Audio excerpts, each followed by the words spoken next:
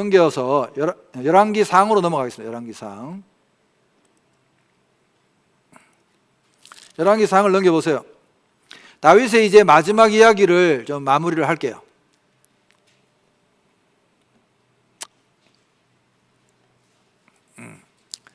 자, 1장 1절을 보세요. 1장 1절, 열왕기상 1장 1절을 보시면 다윗 왕이 나이가 많아 늙으니 이불을 덮어도 따뜻하지 아니한지라. 이 말도 이상하잖아. 이상하죠? 이불을 덮으면 따뜻합니까? 안 따뜻합니까? 다 여러분 지금 따뜻하죠? 그럴 나이야. 근데 다윗은 왜 이불을 덮어도 안 따뜻할까? 이제 감각이 없는 거야. 나이가 너무 많이 들고 죽을 때가 다 되면 맛있는 게 뭔지 더운 게 뭔지 추운 게 뭔지도 잘 안 느껴진답니다. 저도 아직은 따뜻해요. 걱정하지 마세요. 나도 이 말이 이상한 거야. 아니, 이불을 덮으면 더운데 지금 따뜻한데 왜 안 따뜻할까? 이제 다윗이 죽을 때가 다 된 거야.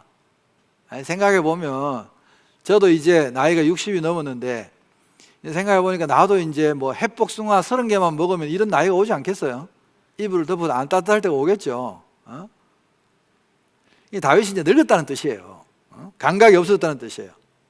그래서 그 다윗의 부하들이 어떻게 하면 왕을 조금 더 기력을 살리고 오래 살릴까 싶어가지고 왕을 이제 소위 말해서 회춘을 시켜야겠다고 생각해가지고 어린 이제 후궁을 한 명 드린 거예요. 아비삭이라는 어린 후궁을 한 명, 예쁜 후궁을 한 명 드렸는데 결론은 다윗이 그 후궁을 품을 힘도 없었던 거예요. 이미 기력이 다 쇠지나 해가지고, 그러니까 뭐 옆에서 도와주기나 하고 그랬지 그게 부부 생활이 안 될 정도로 다윗은 쇠약해져 있었어요. 그때 다윗이 이 지경이 되는데 또 마지막 실수가 뭐냐 하면은 이 정도 됐으면 여러분 후계자를 정하고 왕위를 물려줘야 될 것 아닙니까? 자기가 이 정도 됐으면. 근데 이때까지 후계자를 안 정한 거예요, 다윗이. 자, 다시 다윗의 아들을 봅시다. 암논 첫째 아들 죽었죠? 둘째 아들 어릴 때 죽었죠? 셋째 아들 압살롬 좀 전에 죽었죠? 그러면 빨리 왕위를 정해야 되는데 안 정해주니까 넷째가 아도니아예요. 이 넷째 아도니아가 기다리다가 아버지가 말이 없으니까, 아버지는 지금 정신이 오락가락 하는데 말이 없으니까 아도니아가 자기 스스로 왕이 되는 거예요. 자기 편으로 세력을 끌어모았는데 우선 제사장 아비아달을 끌어들였어요. 이때 다윗 시절에는 제사장이 2명 있었어요. 대제사장이. 한 사람은 아비아달이고 한 사람은 사독이라는 사람이었어요. 그런데 아비아달을 자기 편으로 끌어들이고, 자, 이 어떻게 보면 종교권을 잡은 거죠. 종교 권세가 굉장히 중요한 게 이스라엘에서는. 그리고 장군, 군부를 잡아야 될 것 아닙니까? 군부 세력의 수장이었던 요압을 끌어들였어요. 총사령관 요압을 자기 편으로 끌어들였어요. 자, 이걸 두 손에 쥐었으니까 아도니아는 자기가 이제 왕이 됐다고 생각했죠. 사람들을 모아가지고 자기 스스로 이제 왕관 쓰고 난리를 친 거예요. 이걸 보고 있던 나단 선지자는 하나님께 그 받은 말씀이 있잖아요. 밧세바하고 사이에서 솔로몬이 태어났을 때 이름을 여디디아라고 주고, 그때 하나님이 이 나단 선지자에게 솔로몬을 통해서 하나님이 왕위를 이어가겠다는 뜻을 말씀하신 것 같아요. 그리고 실제로 여기 성경에 기록되지는 않았지만 다윗이 뒤에 그 밧세바의 이야기를 들어보면 밧세바에게 구두로 약속을 한 것 같아요. 위로하면서 내가 네 아들을 통해서 왕위를 잇겠다. 그래서 그 사실을 알고 있는 나단이 어디를 찾아오냐 하면 밧세바에게 찾아와요. 밧세바에게 찾아와가지고 지금 그 아도니아가 지금 반란을 일으켰는, 지금 스스로 왕이 됐는데 이걸 그냥 냅두면 당신도 다 죽고 이건 하나님의 뜻이 아닌 것 같다. 그러니까 당신이 빨리 다윗 왕에게 가서 지금 아도니아가 자기 스스로가 왕이 됐다는 걸 알려라. 그러면 내가 타이밍 맞추고 뒤따라 들어가서 나도 왕에게 간언을 하겠다. 이제 둘이가 말을 맞추고, 그래서 밧세바가 쫓아갑니다. 왕궁으로. 지금 왕은 지금 뭐 침대에 누워가지고 오락가락 하고 있어요. 죽을 날만 기다리고 있는데 밧세바가 지금 왕의 죽음은 상관이 없고 지금 자기 아들을 왕위에 올려야 되니까, 폐하 이대로 가시면 안 됩니다. 지금 아도니아가 지금 스스로 왕이 돼가지고 지금 이대로 아도니아가 왕이 되면 폐하께서 저에게 약속하신 거 다 물 건너가는 거고 내 아들 솔로몬도 다 죽고 우리도 다 죽을 판입니다. 정신 차리십시오 하고 이야기하는데, 마침 그때 나단 선지자가 타이밍을 맞춰서 들어오는 거예요. 같이 들어와서 나단 선지자가 폐하 섭섭합니다. 그럼 들어와. 그 또 다윗이 그때면 정신이 번쩍 들어가지고 목사님 또 왜 그래요? 그러니까 아니 이렇게 나라의 중요한 왕위를 물려주고 하는 일이면 제가 그래도 궁중 담임 목사님인데 저한테 한 말씀도 안 하시고 어떻게 이러실 수가 있습니까? 하고 그런 식으로 표현을 하니까 다윗이 그때 정신이 번쩍 돌아온 거예요. 뭐라고? 이 괘씸한 놈이 내 허락도 없었는데 내가 아직 아무 인정도 안 했는데 지가 스스로 왕이 돼? 여러분 지금 여러분은 또 왕궁의 법도를 잘 모르니까 표정이 그럴 수도 있잖아요. 생각하는데 그렇지 않습니다. 왕이 두 눈 아직 뜨고 살아있는데 왕위를 양위하지 않았는데 그런 짓을 하면 그건 반역입니다. 여러분 100번 주고 마땅한 죄입니다. 왕이 살아있는 동안에 왕자리를 물려주는 것을 양위라고 합니다. 예? 선이라고 하기도 하고 양위라고 하기도 해요. 이거를 할 때 여러분 그냥 왕이 물려줘도 덥석 받으면 안 됩니다. 여러분 혹시 그 뭐 세종대왕 훈민정음 이런 드라마 보셨죠? 그런 거 보면 태종이 살아있을 때 양위를 받잖아요. 태종이 아직 젊은데 아직 팔팔한데 왕위를 물려주겠다고 해. 그때 여러분 태자였던 세종이 이 충녕대군이 어떻게 합니까? 여러분 베옷으로 갈아입고 죄인복으로 갈아입고 대전 앞에다가 멍석 깔고 엎드려 가지고 석고 대제를 합니다. 폐하 전하 양위는 불가옵나이다. 통촉하여 주시옵소서 하고 그냥 몇 날 며칠 거기서 소리를 지르고 안 된다고 해야 돼요. 그래도 기어이 물려준다면 어쩔 수 없이 받는 그렇게 해야 되는 건데 이게 건방지게 자기가 스스로 왕이 됐다고 하니까 다윗이 잠깐 동안 정신이 번쩍 돌아와가지고 여봐라 그쪽에 누가 붙었느냐 물어보니까 아비아달이 붙었고 요압이 붙었대. 그래서 다윗이 그 대제사장 사독을 불러오너라. 자, 사독 부르고 그 다음에 군권의 중에서 요압보다 지금 실세 젊은 장수 중에서 최고 지금 존경을 받고 있고 다윗이 가장 믿는 브나야라는 장군이 있어요. 브나야를 불러오너라. 브나야 딱 불러가 두 사람에게 군사를 이끌고 당장 대제사장 사독을 데리고 내 아들 솔로몬을 데리고 기혼샘에 내려가서 내가 정식으로 양위를 하겠다. 그래가지고 기름불을 지난번에 내가 기름불 보여드렸죠. 들고 가가지고 솔로몬에게 대제사장 사독이 쫙 군사들이 보는 앞에서 폐하의 명령이시다고 이제 양위를 한 거죠. 여기서는 진짜 왕이 이제 정식으로 왕이 된 거죠. 저쪽엔 갑자기 짜가가 됐죠. 가짜가 된 거죠. 그 소문이 도니까 갑자기 아도니아 편에 붙었던 사람들이 다 흩어서 도망을 가버린 거죠. 그래서 솔로몬이 왕위를 잇습니다. 다윗이 죽으면서 자기 아들 솔로몬에게 세 가지의 유언을 합니다. 하나는 신앙적인 유언이고 하나는 정치적인 유언인데 두 개는 정치적인 유언인데 신앙적인 유언은 간단해요. 내가 평생 하나님을 섬기고 하나님을 내가 정말 함께 동행하면서 살았듯이 너도 끝까지 하나님 의지하고 절대 우상 섬기고 딴짓하면 안 된다. 하나님이 너의 방패시고 하나님이 너의 산성이시다. 하나님만 붙잡는 그 신앙을 이제 유언을 하죠. 신앙생활을 잘해라고. 두 번째는 네가 왕이 되면 처음에는 막 주변에서 아직 네 세력이 약하니까 신중하게 명분을 잡아가지고 요압을 제거하라고 그래요. 요압이 내 일생 동안 내가 정치하는데 너무나 걸림돌이 됐던 사람이고 내가 죽으면 특히 너한테는 더 원로 대신이니까 더구나 무시하고 너를 그렇게 억누를 수 있으니까 요압은 어떻게든지 죽여라 그래요.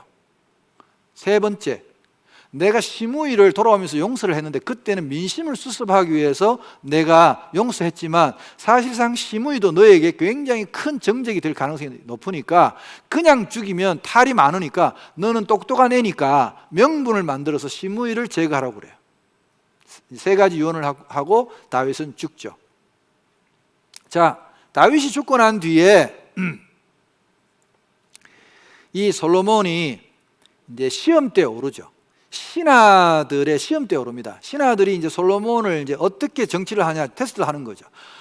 우선 이게 그 다윗의 그 유언이 저절로 이게 한 가지가 이루어지는 것 중에 하나가 이 아도니아하고 요압이 한 통속으로 원래 묶여 있었잖아요. 근데 아도니아가 사고를 칩니다. 아도니아를 안 죽였거든요, 솔로몬이. 그래도 형제고 하니까 안 죽였는데 갑자기 아도니아가 밧세바를 찾아와요. 밧세바를 찾아와가지고 어머니, 그 작은 어머니죠. 그러니까 후궁이니까 작은 어머니, 제가 원래 이 왕이 돼야 됐던 거 아시죠? 순수들에 의하면 그건 지 생각이고 그 이야기를 왜 지금 해?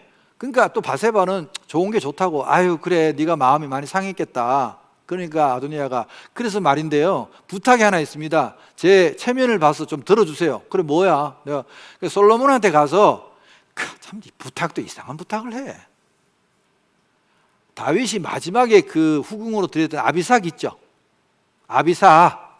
그 아비삭을 자기 부인으로 달래는 거야. 이건 무슨 개수작이야 그래. 이 개수작이에요 진짜. 그 바세바는 어이가 없는데, 바세바는 지금 이 정치적인 내용을 잘 몰라요. 아, 불쌍하니까 그거 뭐까지 거 주지 뭐. 어차피 다윗 왕하고 자지는 않았는데 잤는지 안 잤는지는 사실은 둘만 아는 거지 어떻게 알겠어. 그리고 잤든 안 잤든 아버지의 부인이잖아. 나이가 어리건 많건. 그 아버지의 부인을 자기 부인으로 달라는 건 그거는 말이 안 되는 거잖아요 솔직히. 이거 어떤 심리일까? 일종의 보상 심리 아닐까? 왕이 못 되는 게 그거라도 얻으려는.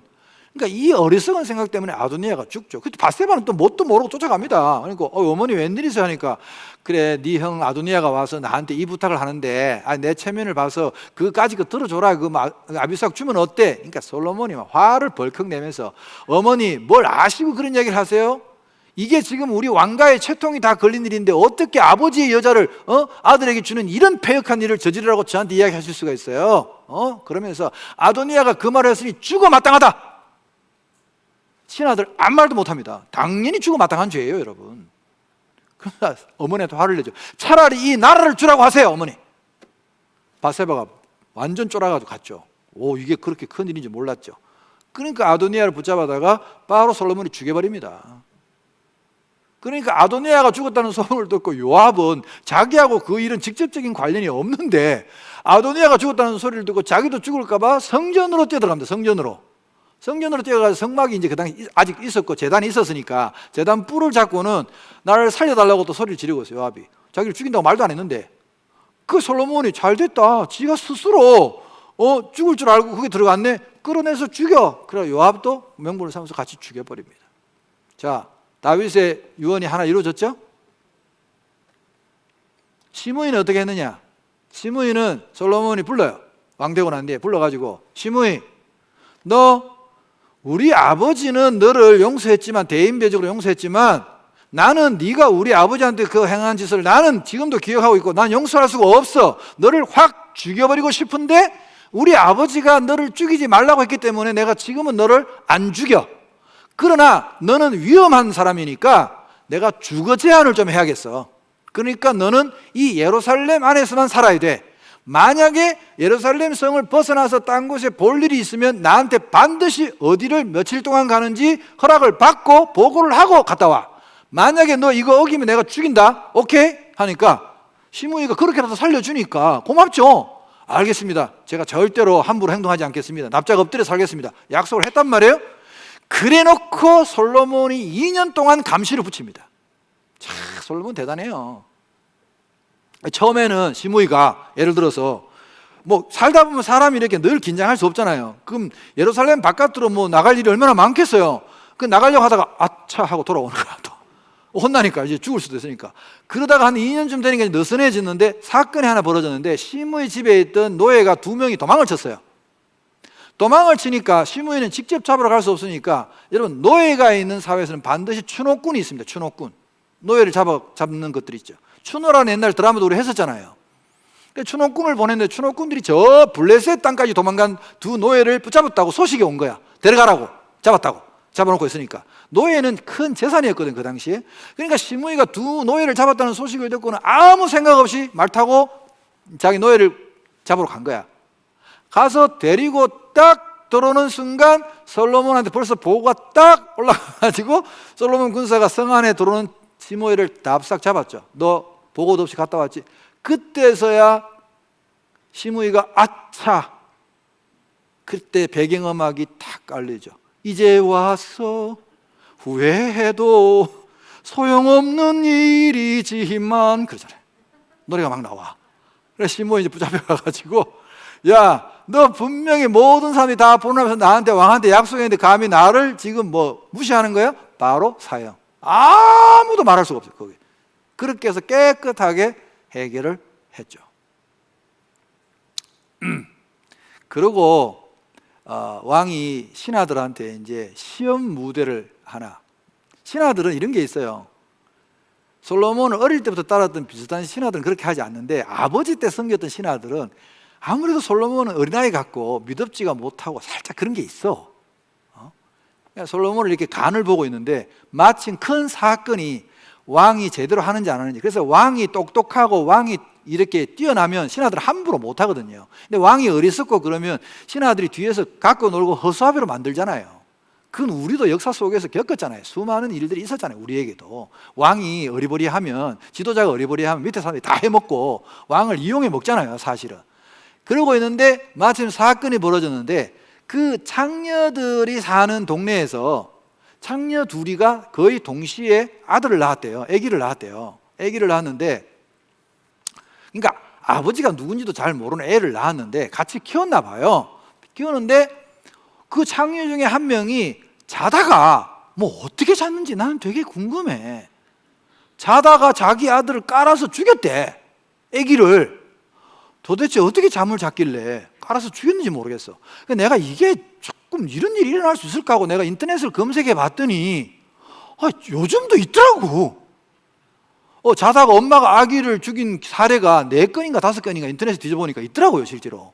있을 만한 일이구나. 난 이해가 잘 안 되지만 어쨌든. 너도 죽을 뻔했어? 동생을? 그래, 조심해야지. 그래서 그거를 이제, 그랬으면 그만이, 자기 아들이 죽으면 되는데 이 여자가 그 옆에 있는 창녀 아들하고 바꿔치기를 한 거야. 이제 아기 때니까 그 얼굴일 수 있기는 해. 그래도 자기 엄마를 알아보잖아요. 아침에 일어나고 보니까 시체가 옆에 누워있는 거야. 아기 시체가. 그 여자가 너무 놀라고 보니까 자기 아들이 저기 있거든. 내 나라 하니까 야, 우리 아들이야. 그러고 이 여자가 약간 좀 정신적으로 문제가 있는 것 같아요.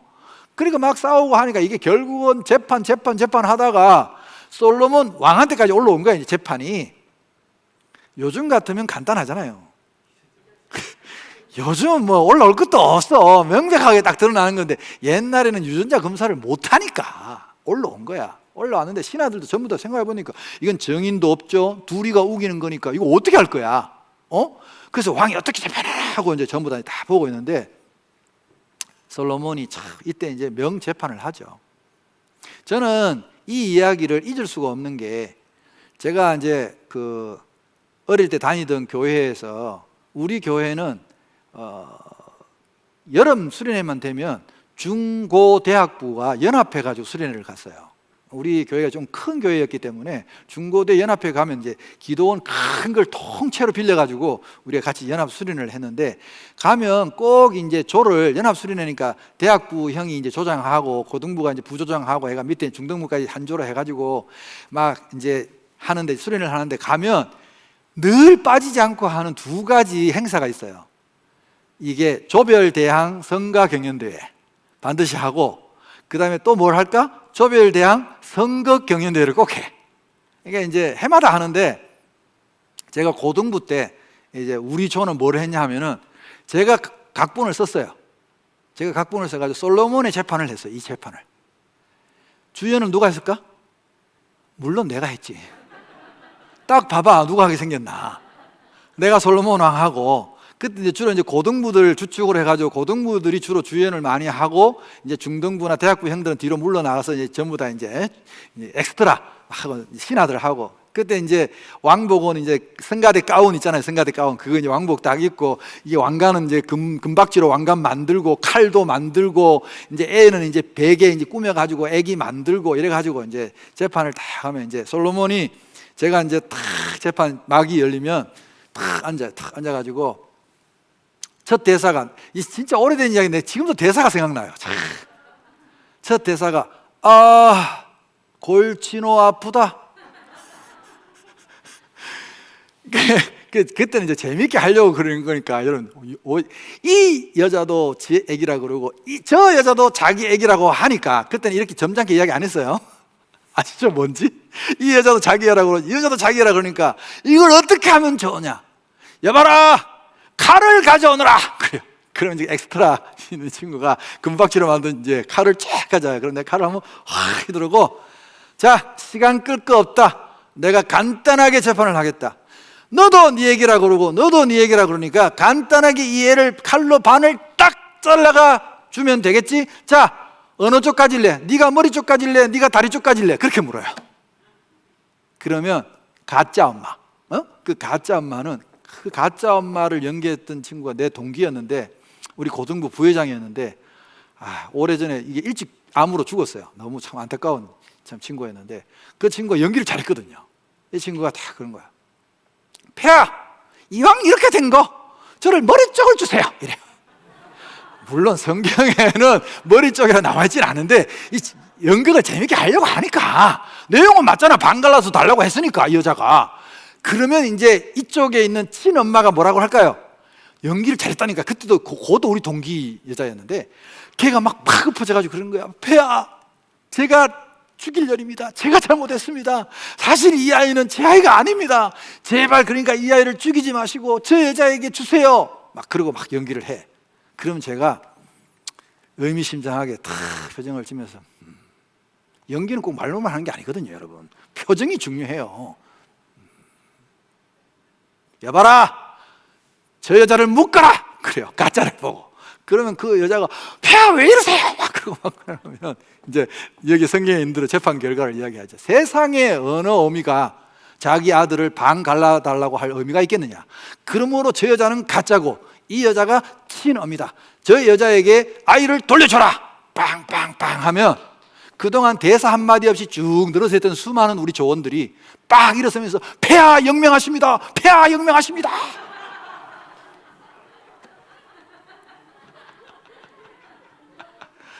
그 해에 저희 조가 감독상, 극본상, 대상 다 휩쓸었죠.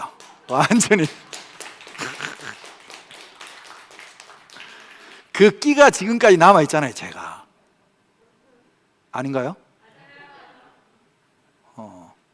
저랑 공부하는 연예인들 중에 거의 한 70%가 배우들입니다. 탤런트 배우들인데 저기 그래요. 목사님은 연기를 했어도 대성했을 것 같다고.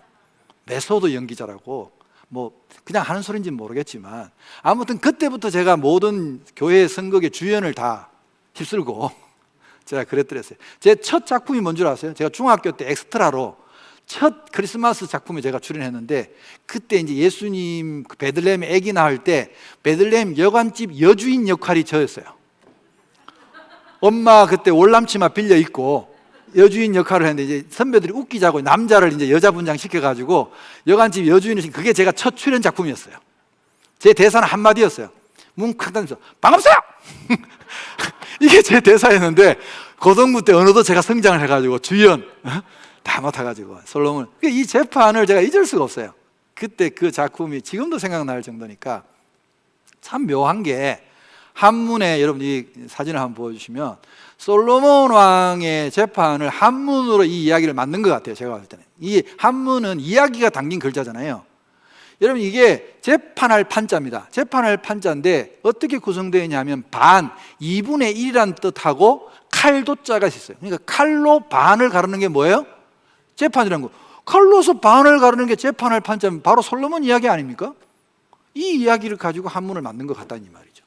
믿거나 말거나 또 어디 가서 또 그렇다고 또 가서 확실하게 이야기하지는 말고 재판할 판자가 되게 재밌다는 거죠. 솔로몬 이야기하고 너무 맞잖아요, 이게.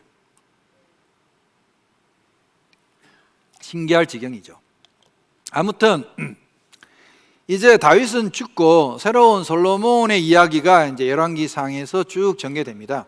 뭐 솔로몬은 우리가 알다시피 굉장히 뛰어난 왕이었는데 사실 이것도 솔로몬이 원래부터 뛰어났던 게 아니라 이 재판하기 이전의 상황을 보면 시므엘을 처형하고 난 뒤에 3장에 보면 솔로몬이 하나님께 지혜를 구하는 장면이 나옵니다. 실제로 솔로몬이 기브온 산당이라는 곳에서 하나님께 왕이 되고 난 뒤에 일천 번제를 드려요. 번제를 드리고 그 밤에 하나님께서 솔로몬의 꿈에 나타나셔가지고 이렇게 이야기하시는 거예요. 자, 3장을 보세요. 3장 열왕기상 3장을 펴보세요.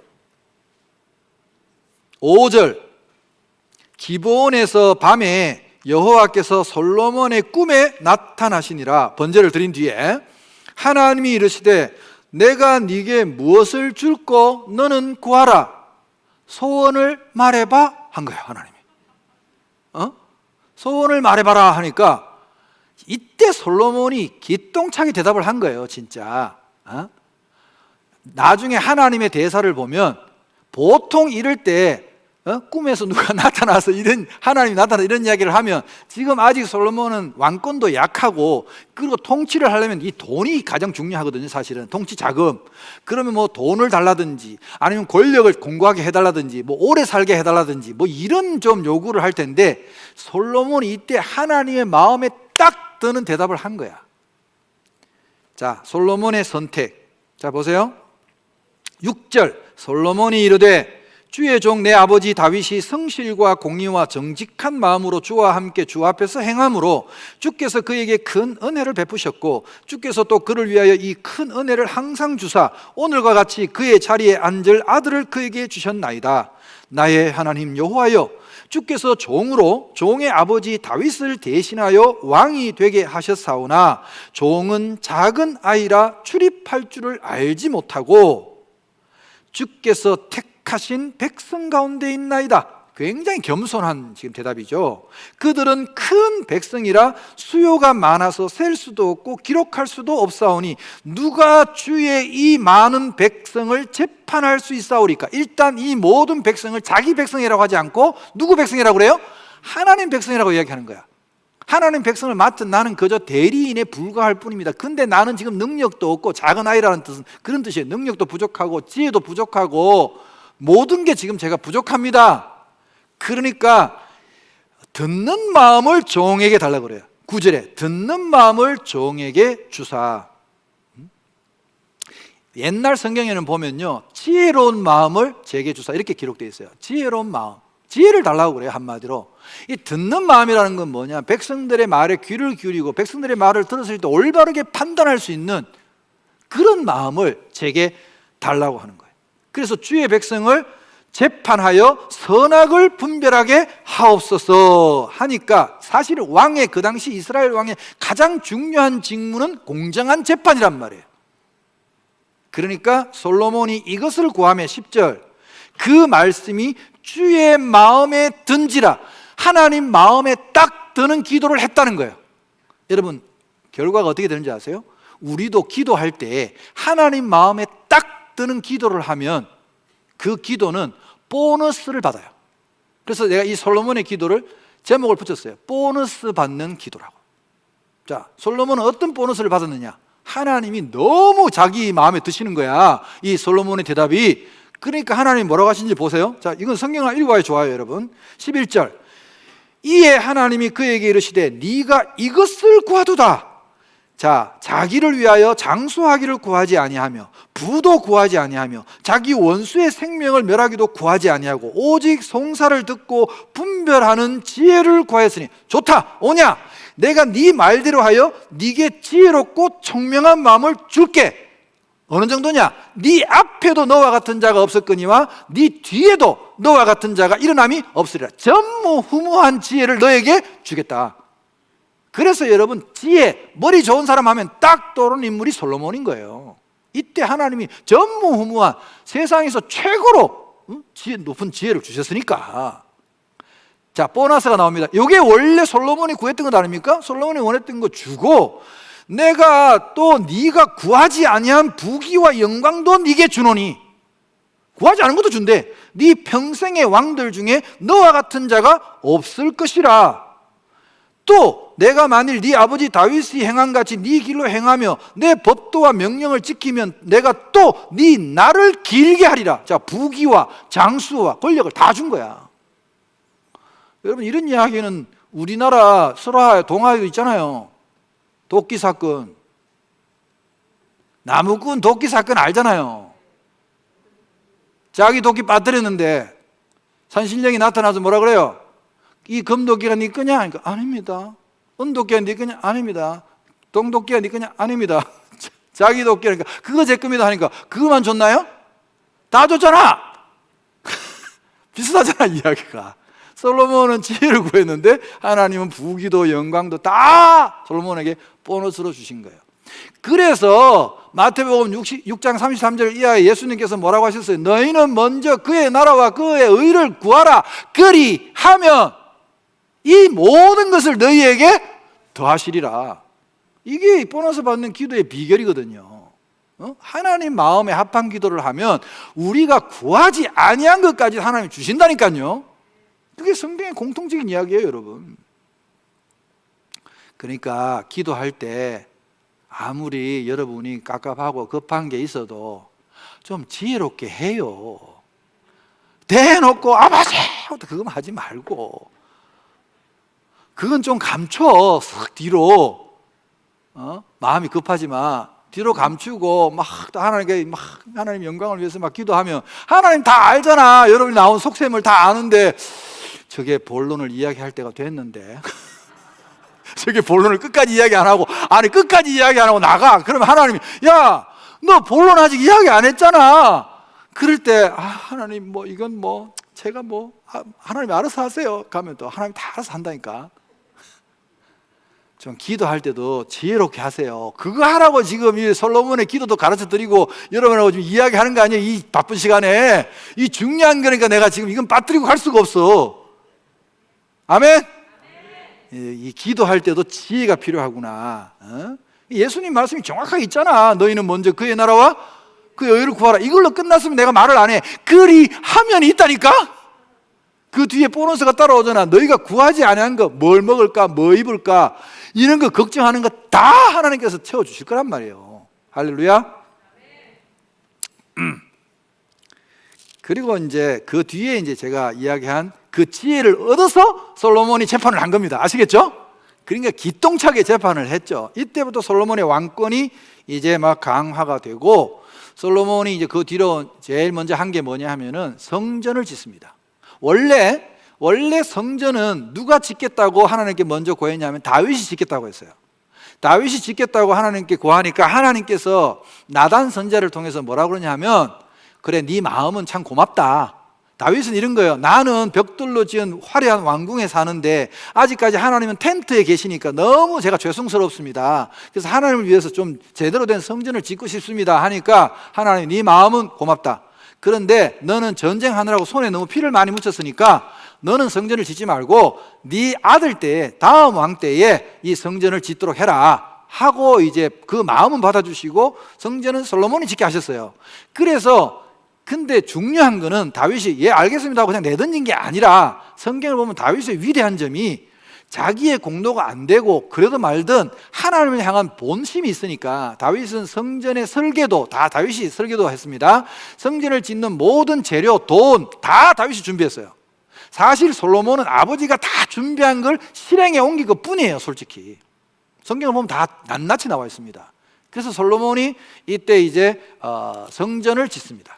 성전을 짓는데 7년 동안 짓습니다. 7년 동안 성전을 짓는데 어떤 표현이 참 멋있냐 하면, 솔로몬은 바깥에서 다 재료를 준비하고 이 다 깎고 돌 깎는 거, 나무 깎는 거 다 깎아가지고 하나님의 성전 짓는 그 자리에는 망치 소리가 하나도 안 나게 7년 동안 딱 갖고 와서 조립만 딱딱딱딱 한 거예요. 무슨 말인지 알겠죠?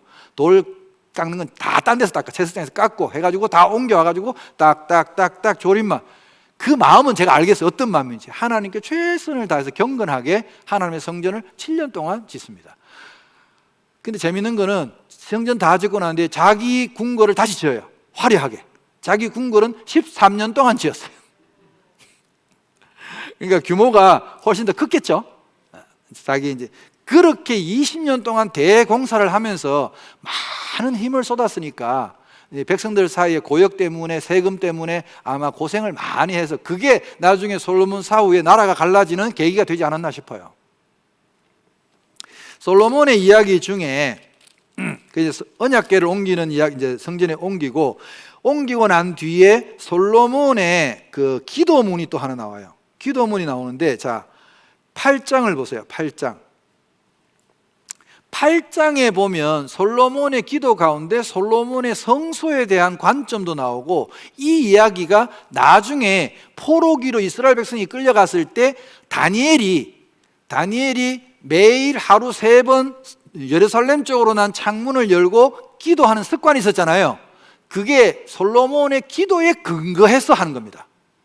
그게 그냥 한 게 아니고요. 근거가 있어요. 그 근거가 바로 열왕기상 8장에 성전을 향한 솔로몬의 요청이 있습니다. 자, 솔로몬의 기도를 보시면 22절부터 기도문인데 뭐 다 읽을 수는 없고 자 아버지 말씀대로 했습니다 해놓고 자 27절부터 보세요. 하나님이 참으로 땅에 거하시리까? 하늘과 하늘들의 하늘이라도 주를 용납하지 못하겠거든 하물며 내가 건축한 이 성전이오리까? 이 말은 내가 성전을 지었다고 해서 하나님을 여기에 내가 한정시키고 가두어 놓을 수는 없습니다. 하나님은 굉장한 분이시니까 그건 알겠는데, 그러나 28절 내 하나님 여호와여 주의 종의 기도와 간구를 돌아보시며 이 종이 오늘 주 앞에서 부르짖음과 비는 기도를 들으시옵소서. 요청이 있는데 주께서 전에 말씀하시기를 내 이름이 거기 있으리라 하신 곳 이 성전을 향하여 주의 눈이 주야로 보시오며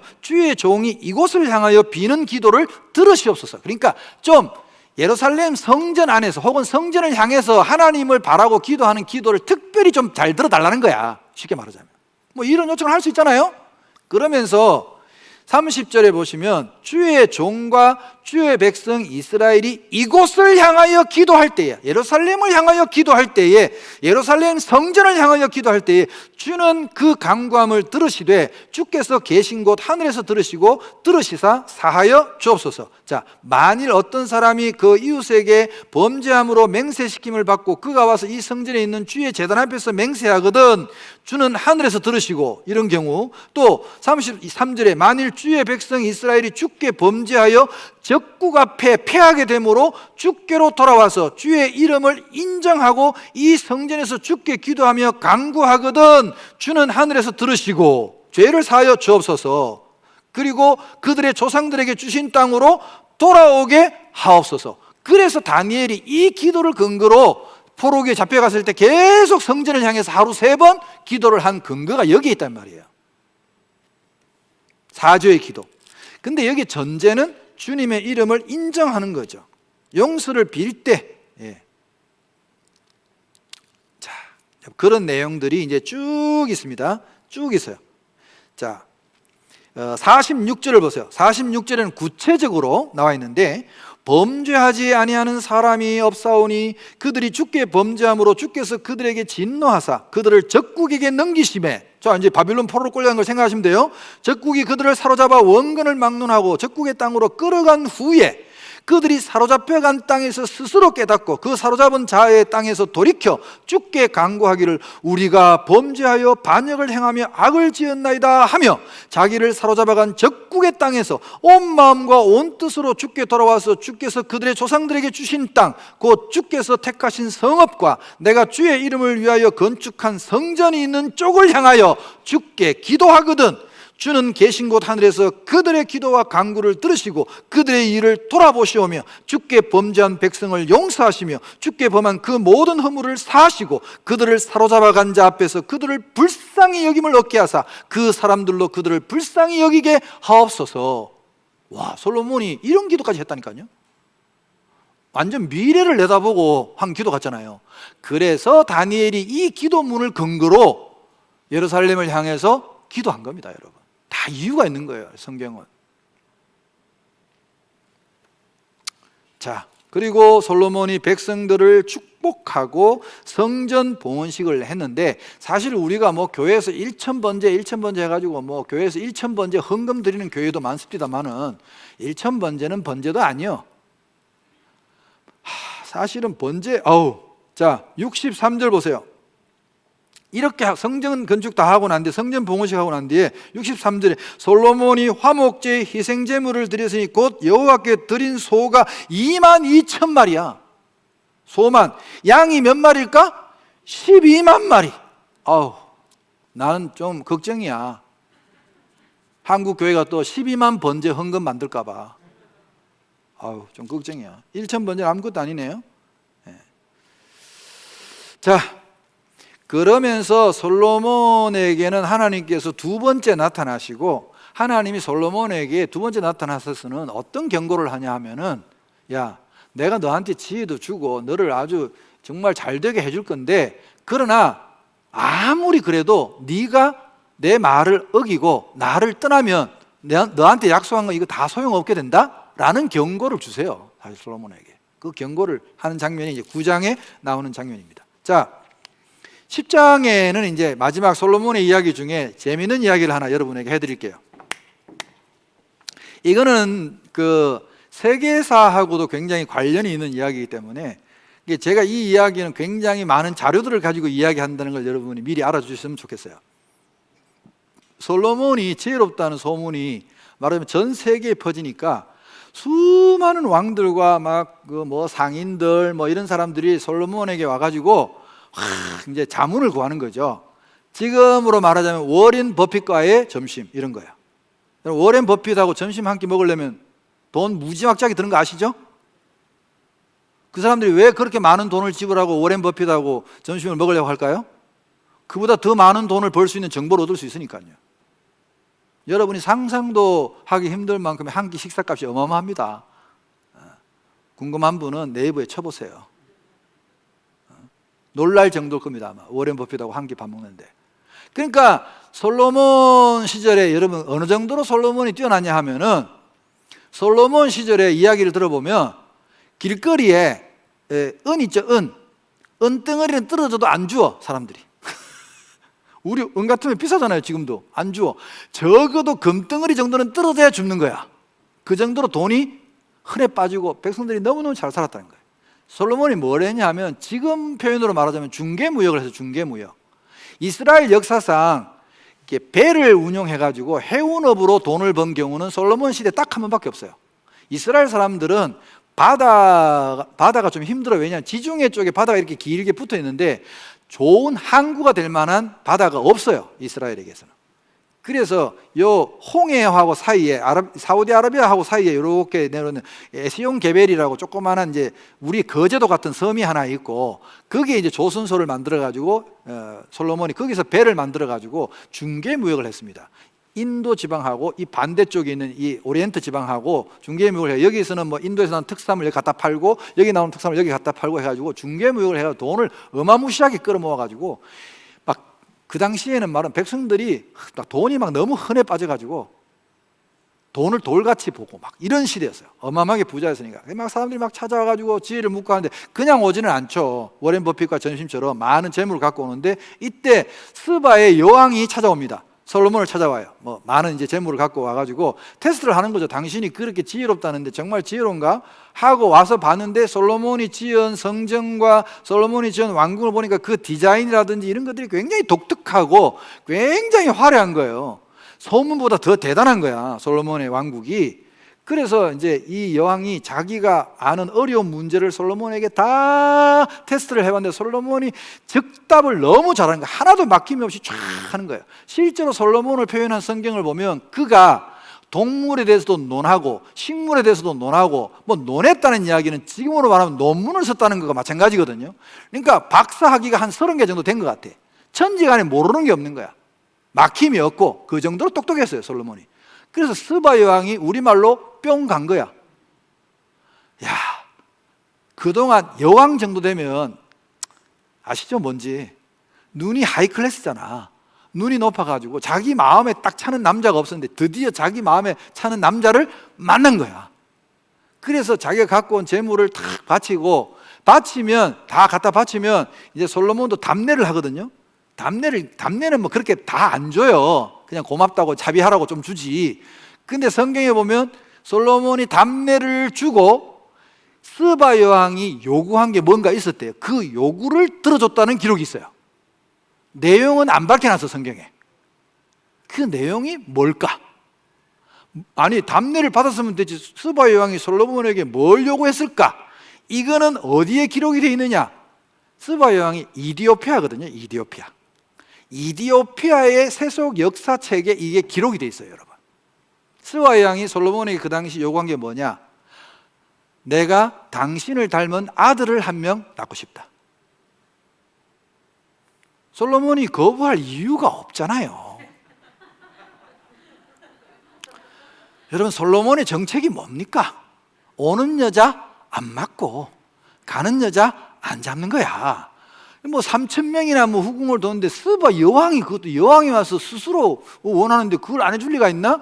그래서 스바 여왕하고 솔로몬이 거기서 같이 있으면서 임신을 하고 아이를 출산했어요. 예? 아이를 출산했는데 이 왕자의 이름이, 나중에 이 왕자가 스바의 왕이 됩니다. 왕이 되는데 메넬리크 1세라고 역사책에 이름이 기록이 되어 있어요, 여러분. 그래서 이 아들을 놓고 스바의 왕은 돌아갔고, 본국으로 돌아가고, 이 아들은 솔로몬 집에서 양육이 됩니다. 성인이 될 때까지 양육이 돼요.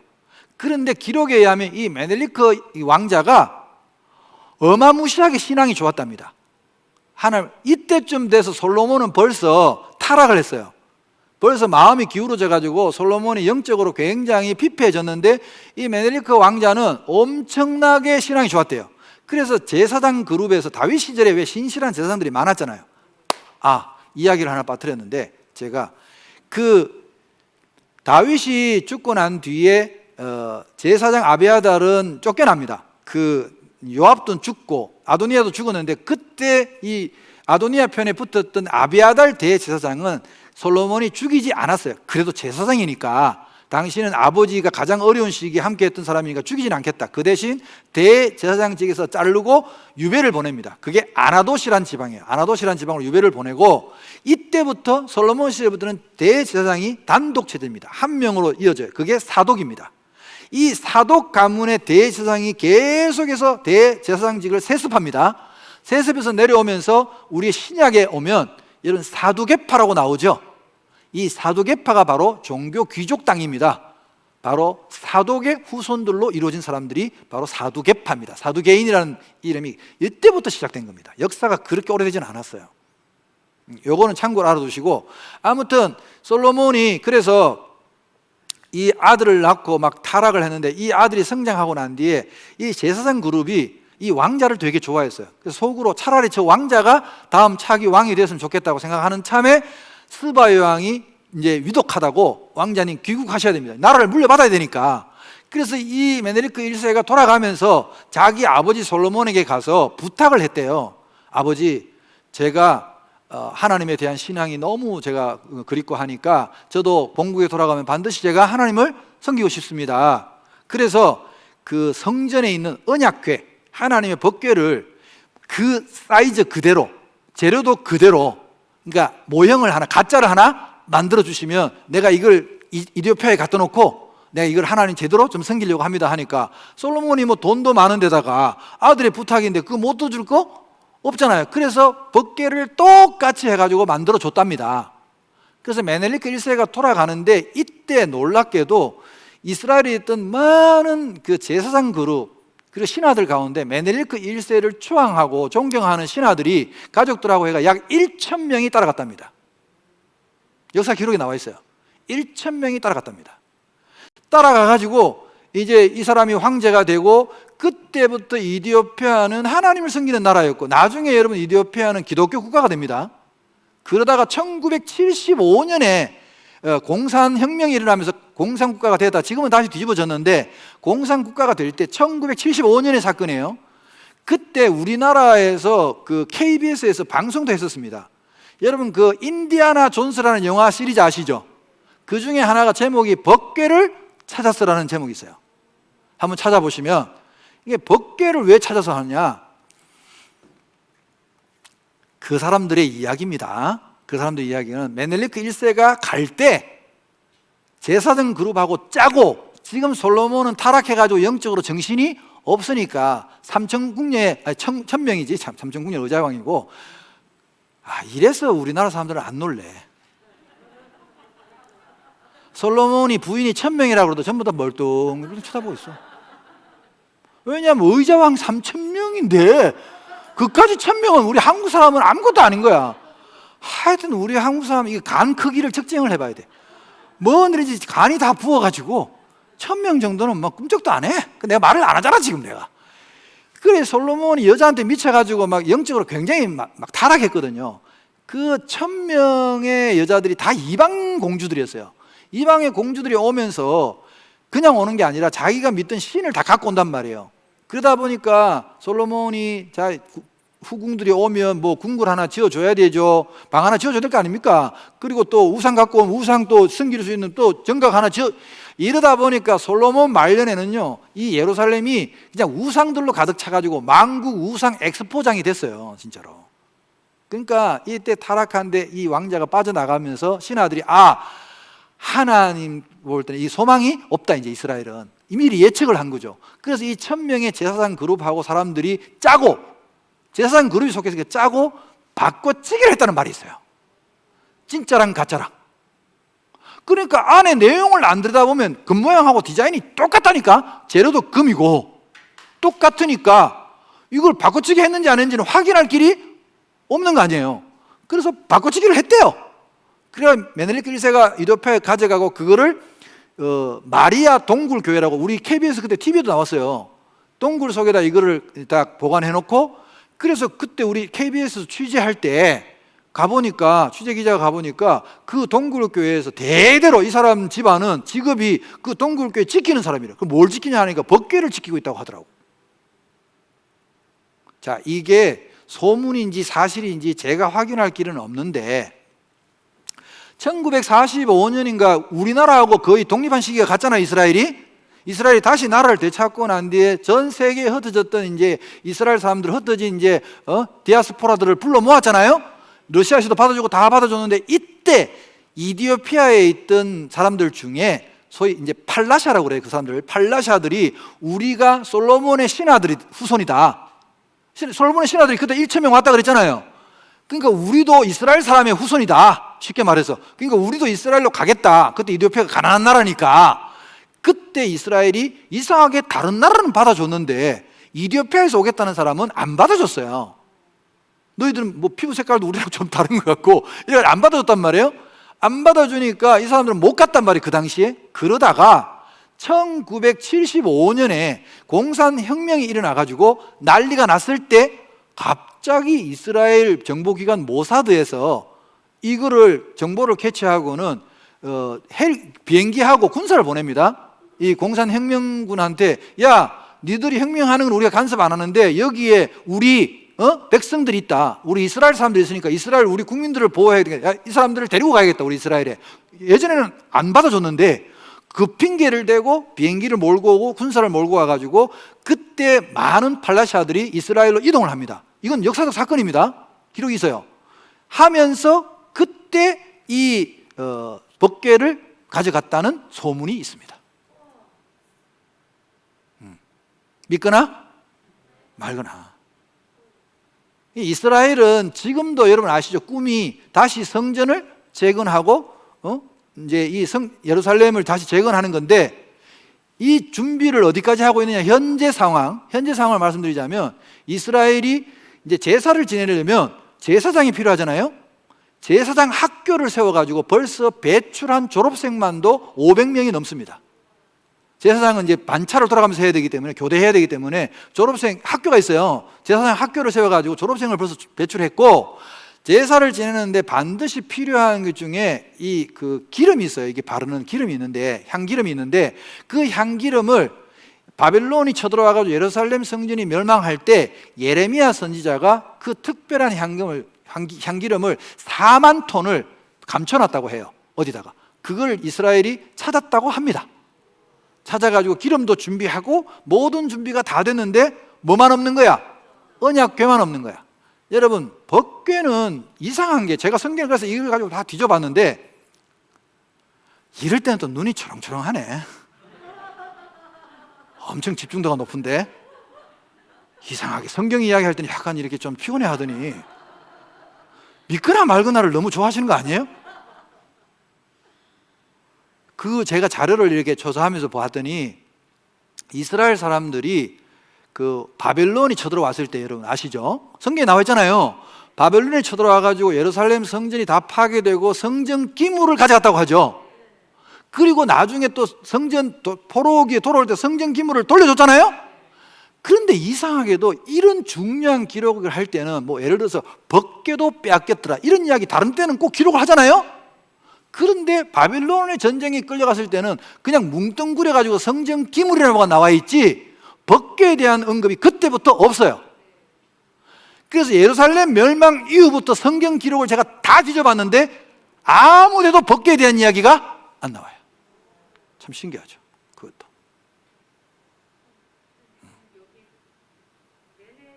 왕자가 만약에 그 법궤를 바꿔서 가져간다면 그러면 또 부하 자손이 들고 갔어야 되는 거 아니에요? 그랬겠죠. 그러니까 제가 그랬잖아요. 이 1000명 중에 거의 대부분이 제사장 무리가 가져갔다니까요.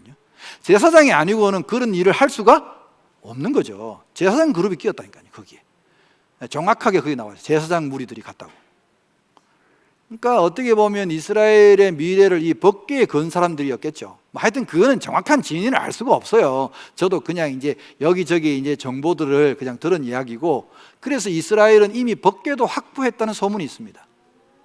얼마 전에 그 통곡의 벽 앞에서 지금 이스라엘에는 현재 제사장이 있습니다, 여러분. 제사장을 임명해놨어요. 대제사장이 있어요. 그 사람이 이제 성전 건축에 대한 이야기를 하고 지금 이미 진행을 하고 있습니다. 그래서 만약에 이스라엘이 지금 성전이 있던 자리가 예루살렘 사진을 딱 보면 노란 그 황금돔 있잖아요. 거기가 원래 성전이 있던 자리예요.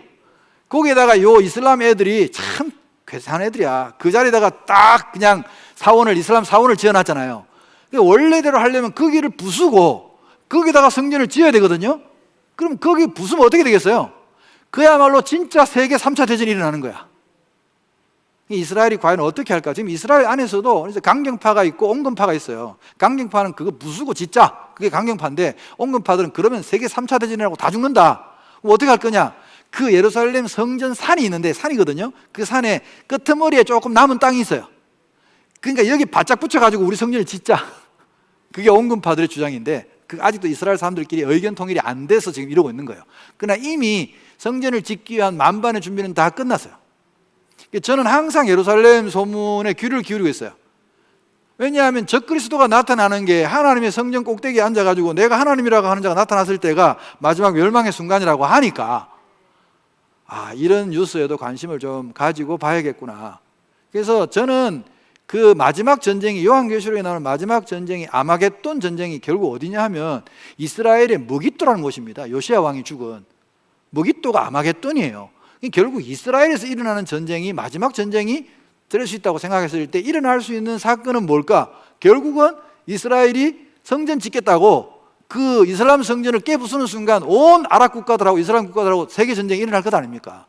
그럼 이스라엘하고 미국은 다 연결되어 있으니까 같이 다 전쟁에 휘말릴 수 있는 거죠. 우리가 생각하는 정말 세계 3차 대전이 일어날 수도 있는 거죠, 사실은. 자, 이런 이야기는 그냥 여러분들이 참고로만 들으시고 너무 또 막 깊게 묻혀가지고 오늘 밤새 또 내내도 3차 대전 이야기 생각하지 말고, 이게 솔로몬의 이제 마지막 모습이 그렇게 막 타락했다. 그 타락한 것은 결국 솔로몬이 자기는 제어할 수 있을 거라고 생각했지만 나이가 들고 하니까 부인들이 1000명이나 되는데, 여러분 재밌는 게 솔로몬의 부인은 1000명이라고 그러는데 아들은 몇 명인지 기록을 안 해놨잖아요. 알 수가 없는 거야. 도대체 몇 명이나 되는지.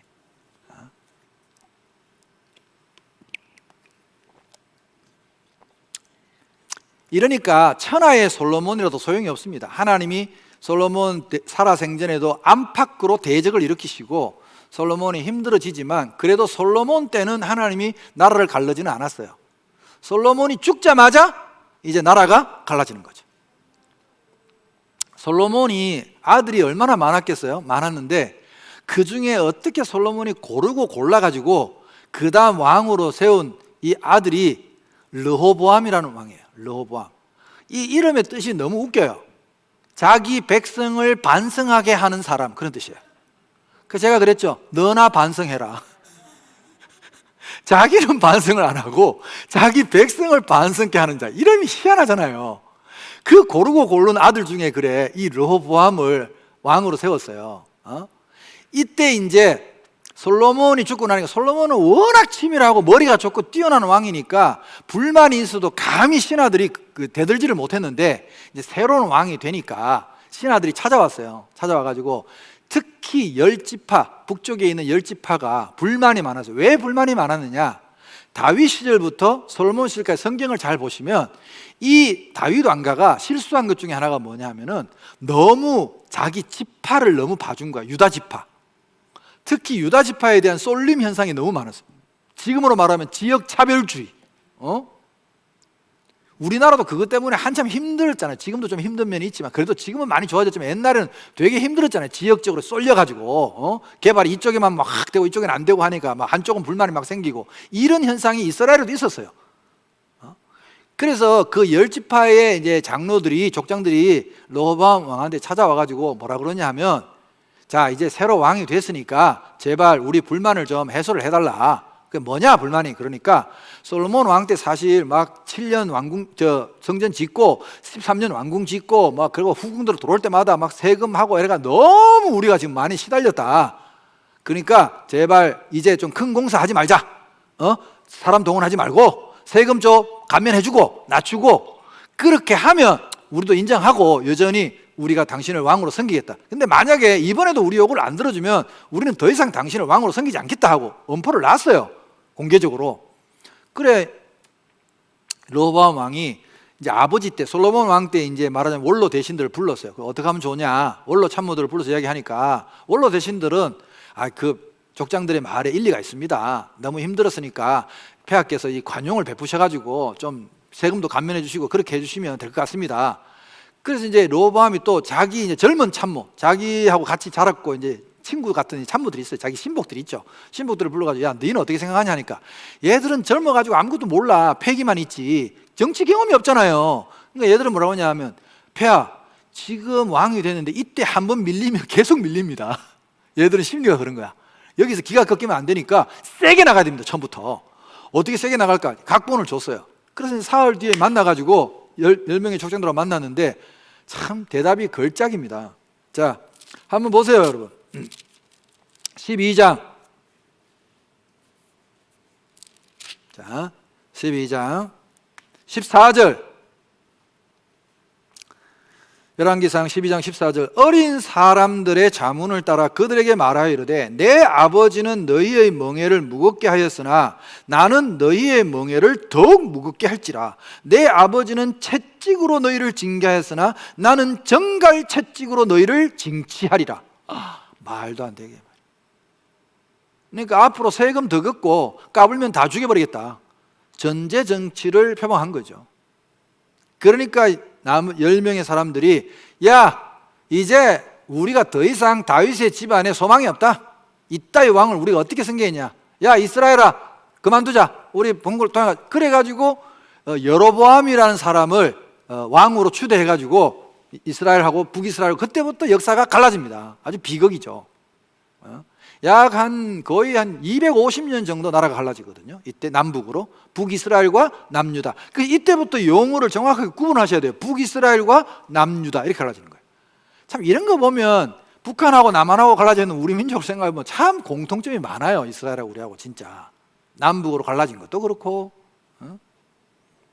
열왕기상 1장부터 11장까지는 이제 솔로몬 통일 왕국의 이야기고 이제 12장부터 나머지는 분열 왕국에 대한 이야기를 해요. 그 분열 왕국의 첫 번째 왕이 여로보암입니다. 이름도 비슷하죠. 르호보암이 있는데 여기 여로보암이야. 이 여로보암은 하나님이 이제 선지자를 통해서 옷 12조각을 찢어가 10조각을 줘서 10지파를 맡게 되는데, 그러니까 여러분 인구로 보나 군사력으로 보나 사실은 북이스라엘이 훨씬 강대국이었다는 걸 알 수 있어요. 숫자로도 벌써 다르잖아요. 10지파고 여기는 2지파인데 실제로 유다지파 한 지파죠. 여기는 밑에는. 여로보암은 큰 실수를 3가지를 했는데, 이렇게 하나님이 자기에게 왕을 시켰으면 제대로 해야 될 텐데 이 사람은 약간 좀 불안정도 있었던 것 같아요. 이제 나라가 갈라지면서 사실 성소가 있던 예루살렘은 남유다에 속했어요. 유다 지파에 속했기 때문에 이 사람이 첫 번째로 잘못한 게 뭐냐 하면은 신앙이 이스라엘의 어떤 사상적인 중심이기 때문에 이 신앙적인 것을 자기가 잡아야 됐다고 생각한 거예요. 그래서 이 여로보암은 베델이라는 곳과 단이라는 곳에 2군데다가 자기 마음대로 하나님의 제단을 세우고 거기에다가 금송아지 우상을 세웠어요. 그러니까 사람이 자기 본대로 한다고. 이 사람이 이 솔로몬 시절에 자꾸 이 사람한테 사람이 붙고 막 이러니까 솔로몬이 여로보암을 죽이려고 했거든요. 죽이려고 하니까 여로보암이 망명을 갔는데 어디로 망명을 갔냐 하면 애굽으로 망명을 갔다가 돌아왔단 말이에요. 그러니까 애굽에서 또 본 게 뭐예요? 송아지 우상 또 그걸 보고 와가지고 이 사람이 두 곳에다가 금송아지 우상을 세워놓고 그걸 또 하나님이라고 백성들에게 선동한 거예요. 출애굽 때하고 똑같은 거죠, 말하자면. 왕이 그렇게 이야기하니까 사람들이 처음에 제사장들이나 이런 사람들이 반발했을 것 아닙니까? 그래서 이 사람이 그 레위인들 반발하는 사람들 다 그냥 쫓아내고 죽이고, 여로보암이 두 번째 실수가 뭐냐면은 제사장을 아무나 세운 거예요. 그러니까 이거는 뭐죠? 성직매매죠. 성직매매. 원래 여러분 제사장은 다 누구만 하는 거예요? 레위인들이 하는 거잖아요. 근데 여로보암이 야, 제사장 하고 싶은 사람 손들어. 그러니까 사람들이 그거 레위인만 하는 거잖아요. 아무나 해도 돼요. 그러니까 아무나 해도 돼. 그럼 나 할래요. 그래가지고 다른 지파들이 다 해가지고 그 양 7마리 바치고 그냥 다 돈 받고 성직을 판 거예요. 그런 제사장이 무슨 힘이 있겠어요? 왕이 시키는 대로 하는 거죠. 야, 이거 하나님이라고 해. 하나님을 하는 거죠, 그러면. 직업적인 이제 제사장이 생겼으니까 그게 두 번째 죄예요. 세 번째 죄는 이 사람이 하나님의 절기를, 여호와의 절기를 자기 마음대로 바꿨어요. 그러니까 이제 여러분 아시잖아요. 모세 율법에 이스라엘 남자들은 다 1년에 3번, 새 명절에는 반드시 예루살렘 성전에 제물을 갖고 가서 하나님께 제사를 드려야 되는 게 이스라엘 남자들의 원칙이야. 그러니까 이제 이 사람이 남북으로 갈라졌는데 북쪽에 있는 남자들도 명절에는 다 예루살렘 성전으로 갈 거를 우려해가지고 이걸 싫어하는 거야. 혹시 그러면 마음이 다시 남쪽 왕에게, 로보암에게 넘어갈까봐 걱정이 돼가지고 못 가게 하려고 명절을 바꾼 거예요. 예를 들어서 7월 15일이 초막절인데, 야, 우리는 조금 기온차도 있고 그러니까 핑계대고 우리는 8월 15일로 해, 초막절을. 이렇게 바꿔버린 거예요. 그런 식으로 명절을, 하나님의 절기를 마음대로 바꾼 것도 큰 죄죠. 이 세 가지 죄가 여로보암의 죄입니다. 그래서 여러분이 이제 앞으로 이 열왕기 상하를 쭉 읽다 보면 성경에 이런 표현이 나올 거예요. 어떤 왕을 평가할 때 이런 말이 나올 거예요. 저가 다윗의 길로 행하여 어쩌고 저쩌고, 이런 구절이 나와요. 그러면 다윗의 길로 행하여 어쩌고 저쩌고 하면 이 왕은 볼 것도 없어. 선한 왕이야. 무슨 이해가 되죠? 근데 다른 왕의 이름 앞에 저가 여로보암의 길로 행하여 어쩌고 저쩌고 하면 볼 것도 없어. 이것도 무조건 악한 왕이야. 여로보암의 길로 갔다는 건 하나님과 반대 길, 다윗의 길이 하나님과 같은 길. 딱 이렇게 역사 속에 어떻게 보면 표지가 되는 인물이야. 악한 길의 표지는 여로보암, 선한 길의 표지는 다윗. 이렇게 역사 속에서 쫙 갈라지는 인물이 여로보암입니다. 북이스라엘 왕조가 9번입니다. 여러분, 왕조라는 것은 고려, 조선 이런 것처럼 이 완전히 바뀐 걸 말합니다. 남유다는요, 다윗 시절부터 남유다는 시드기야 망할 때까지 다 다윗의 자손들이 끝까지 우여곡절이 있었지만 중간에 한번 살짝 이상한 여자가 하나 나와가지고 왕가를 흩뜨린 적은 있었지만 계속해서 다윗의 후손들이 왕위를 끝까지 이어갑니다. 망할 때까지. 한 왕조죠. 그러니까 다윗 왕조입니다. 그런데 북이스라엘은 달랐어요. 북이스라엘은 왕조가 수시로 바뀝니다. 왜? 정통성이었거든요. 정통성이. 하나님의 약속도 없고, 하나님의 약속은 다윗 왕가를 끝까지 보존하겠다는 약속이 있잖아요. 그러니까 여기는 제가 갈로 속에 칼 쏘는 거는 다 쿠데타입니다. 쿠데타. 군사 쿠데타가 일어난 거야. 왜? 특별히 누구만 왕하라는 법이 있어? 그냥 힘세면 하는 거지. 이래가지고 쿠데타가 계속 일어난 거예요. 그래서 왕조가 계속 바뀌어요. 여로보암의 아들 나답이 죽고 난 뒤에 바하사라는 이 사람이 혁명을 일으켜가지고, 바하사가 혁명을 일으킨 뒤에 엘라 때 또 엘라가 아파가지고 전쟁에 못 나갔는데, 이때 시므리라는 인간이 반역을 일으킵니다. 이때 시므리는 우리로 말하면 1군단장, 오므리는 2군단장이었어요. 그 밑에는 오므리는 전쟁터에 나가 있고, 시므리는 왕궁에서 왕과 함께 있었는데, 왕이 지금 부상을 당해가지고 병치라고 있었는데 시므리가 반역을 일으켜 왕을 죽이고 자기 스스로 왕이 돼요. 근데 사실 이 왕조는 웃기는 게, 왕조를 할 것도 없는데 사실 시므리는 7일 동안 왕했어요. 7일 동안 왕. 그리고 오므리가 밖에 나가 있다가 시므리가 반역을 일으킨 걸 보고 오므리가 쳐들어와가지고 군사를 몰고 쳐들어와가지고 시므리를 죽이고 다시 왕이 되죠. 옛날에 이거 제가 신학교 다닐 때 이름 외우느라고 정말 머리를 막 싸매고, 그래서 뭐 시므리를 오므라이스가 덮었는데 막 별 방법을 다 사용해가지고 이걸 이름 외우느라고. 그래서 오므리는 지금도 제가 오므라이스 막 생각이 나요.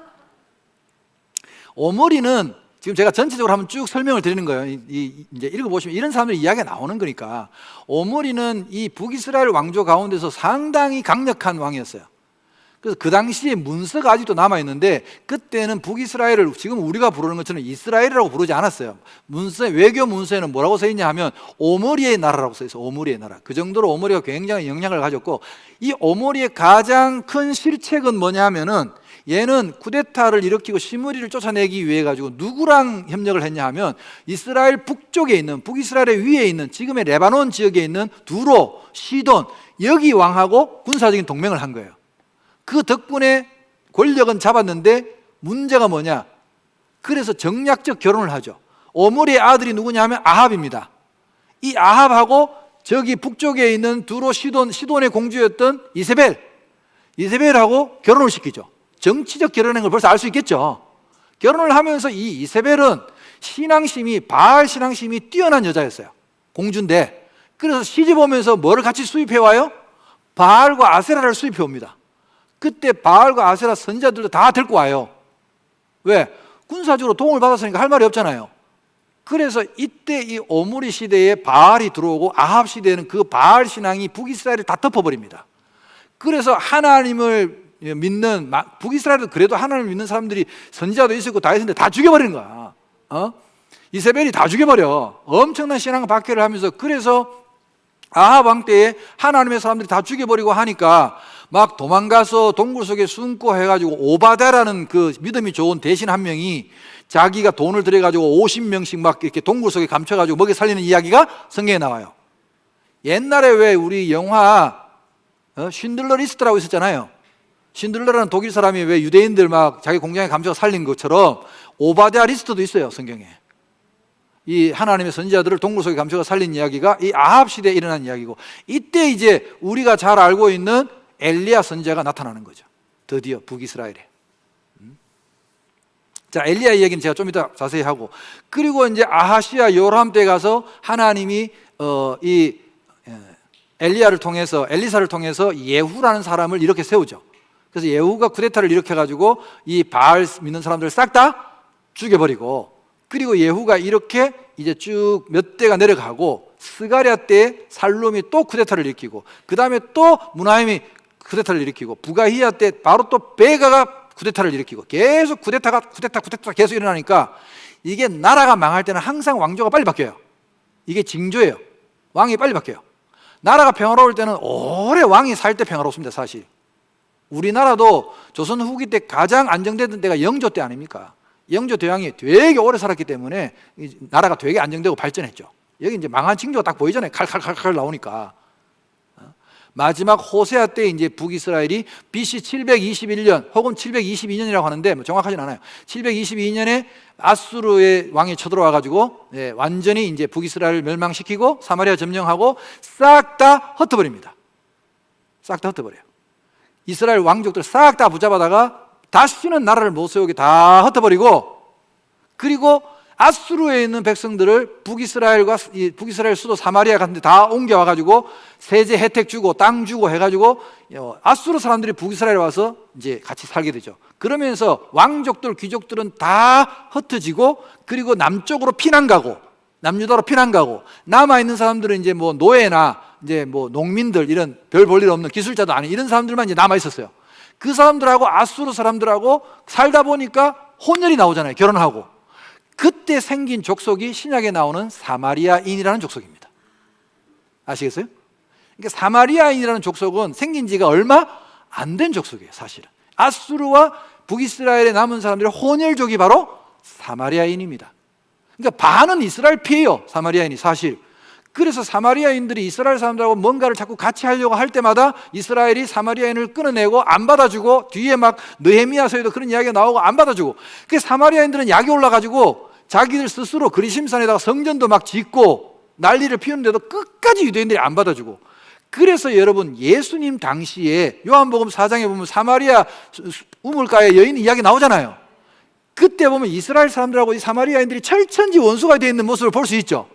이게 다 이때부터 역사적으로 시작된 겁니다. 이미 오래된 이야기예요, 사실은. 참 성경을 이렇게 역사적인 관점에서 쭉 차례대로 보다 보면 신약에 우리가 이상하게 생각했던 거 너무 다 의문이 다 풀려요. 다 이유가 있는 거예요, 이게 다.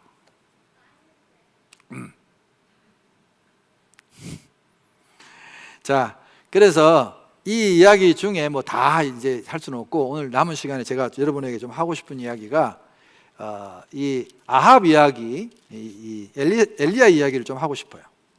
자, 이스라엘의 타락의 거의 막 그 정점에 간 때가 아합 때였어요, 사실은.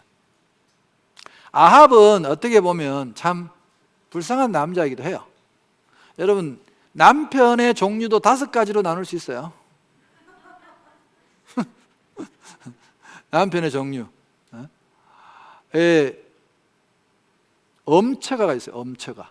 처한테 엄한 남편, 큰소리 뻥뻥 치고 약간 폭군 비슷한 남편. 지금도 가끔 있잖아요. 없어요? 우리 때는 많았어요. 지금도 있을 거예요. 엄처가가. 대도 안 하게 막 큰소리 치고 사는 사람들, 꽉 잡고 사는 사람들. 드물죠. 두 번째 뭐예요? 애처가. 부인을 사랑하고 제일 이상적인 남편 행위죠. 응? 세 번째는 뭘까요? 경처가. 경처가는 뭐예요? 부인이 말만 하면 경기를 해. 그게 경처가예요. 네 번째 뭐였을까요? 공처가. 부인이 차는 대로 굴러가. 부인이 이리 가면 이리 가고 저리 가면 저리 가고.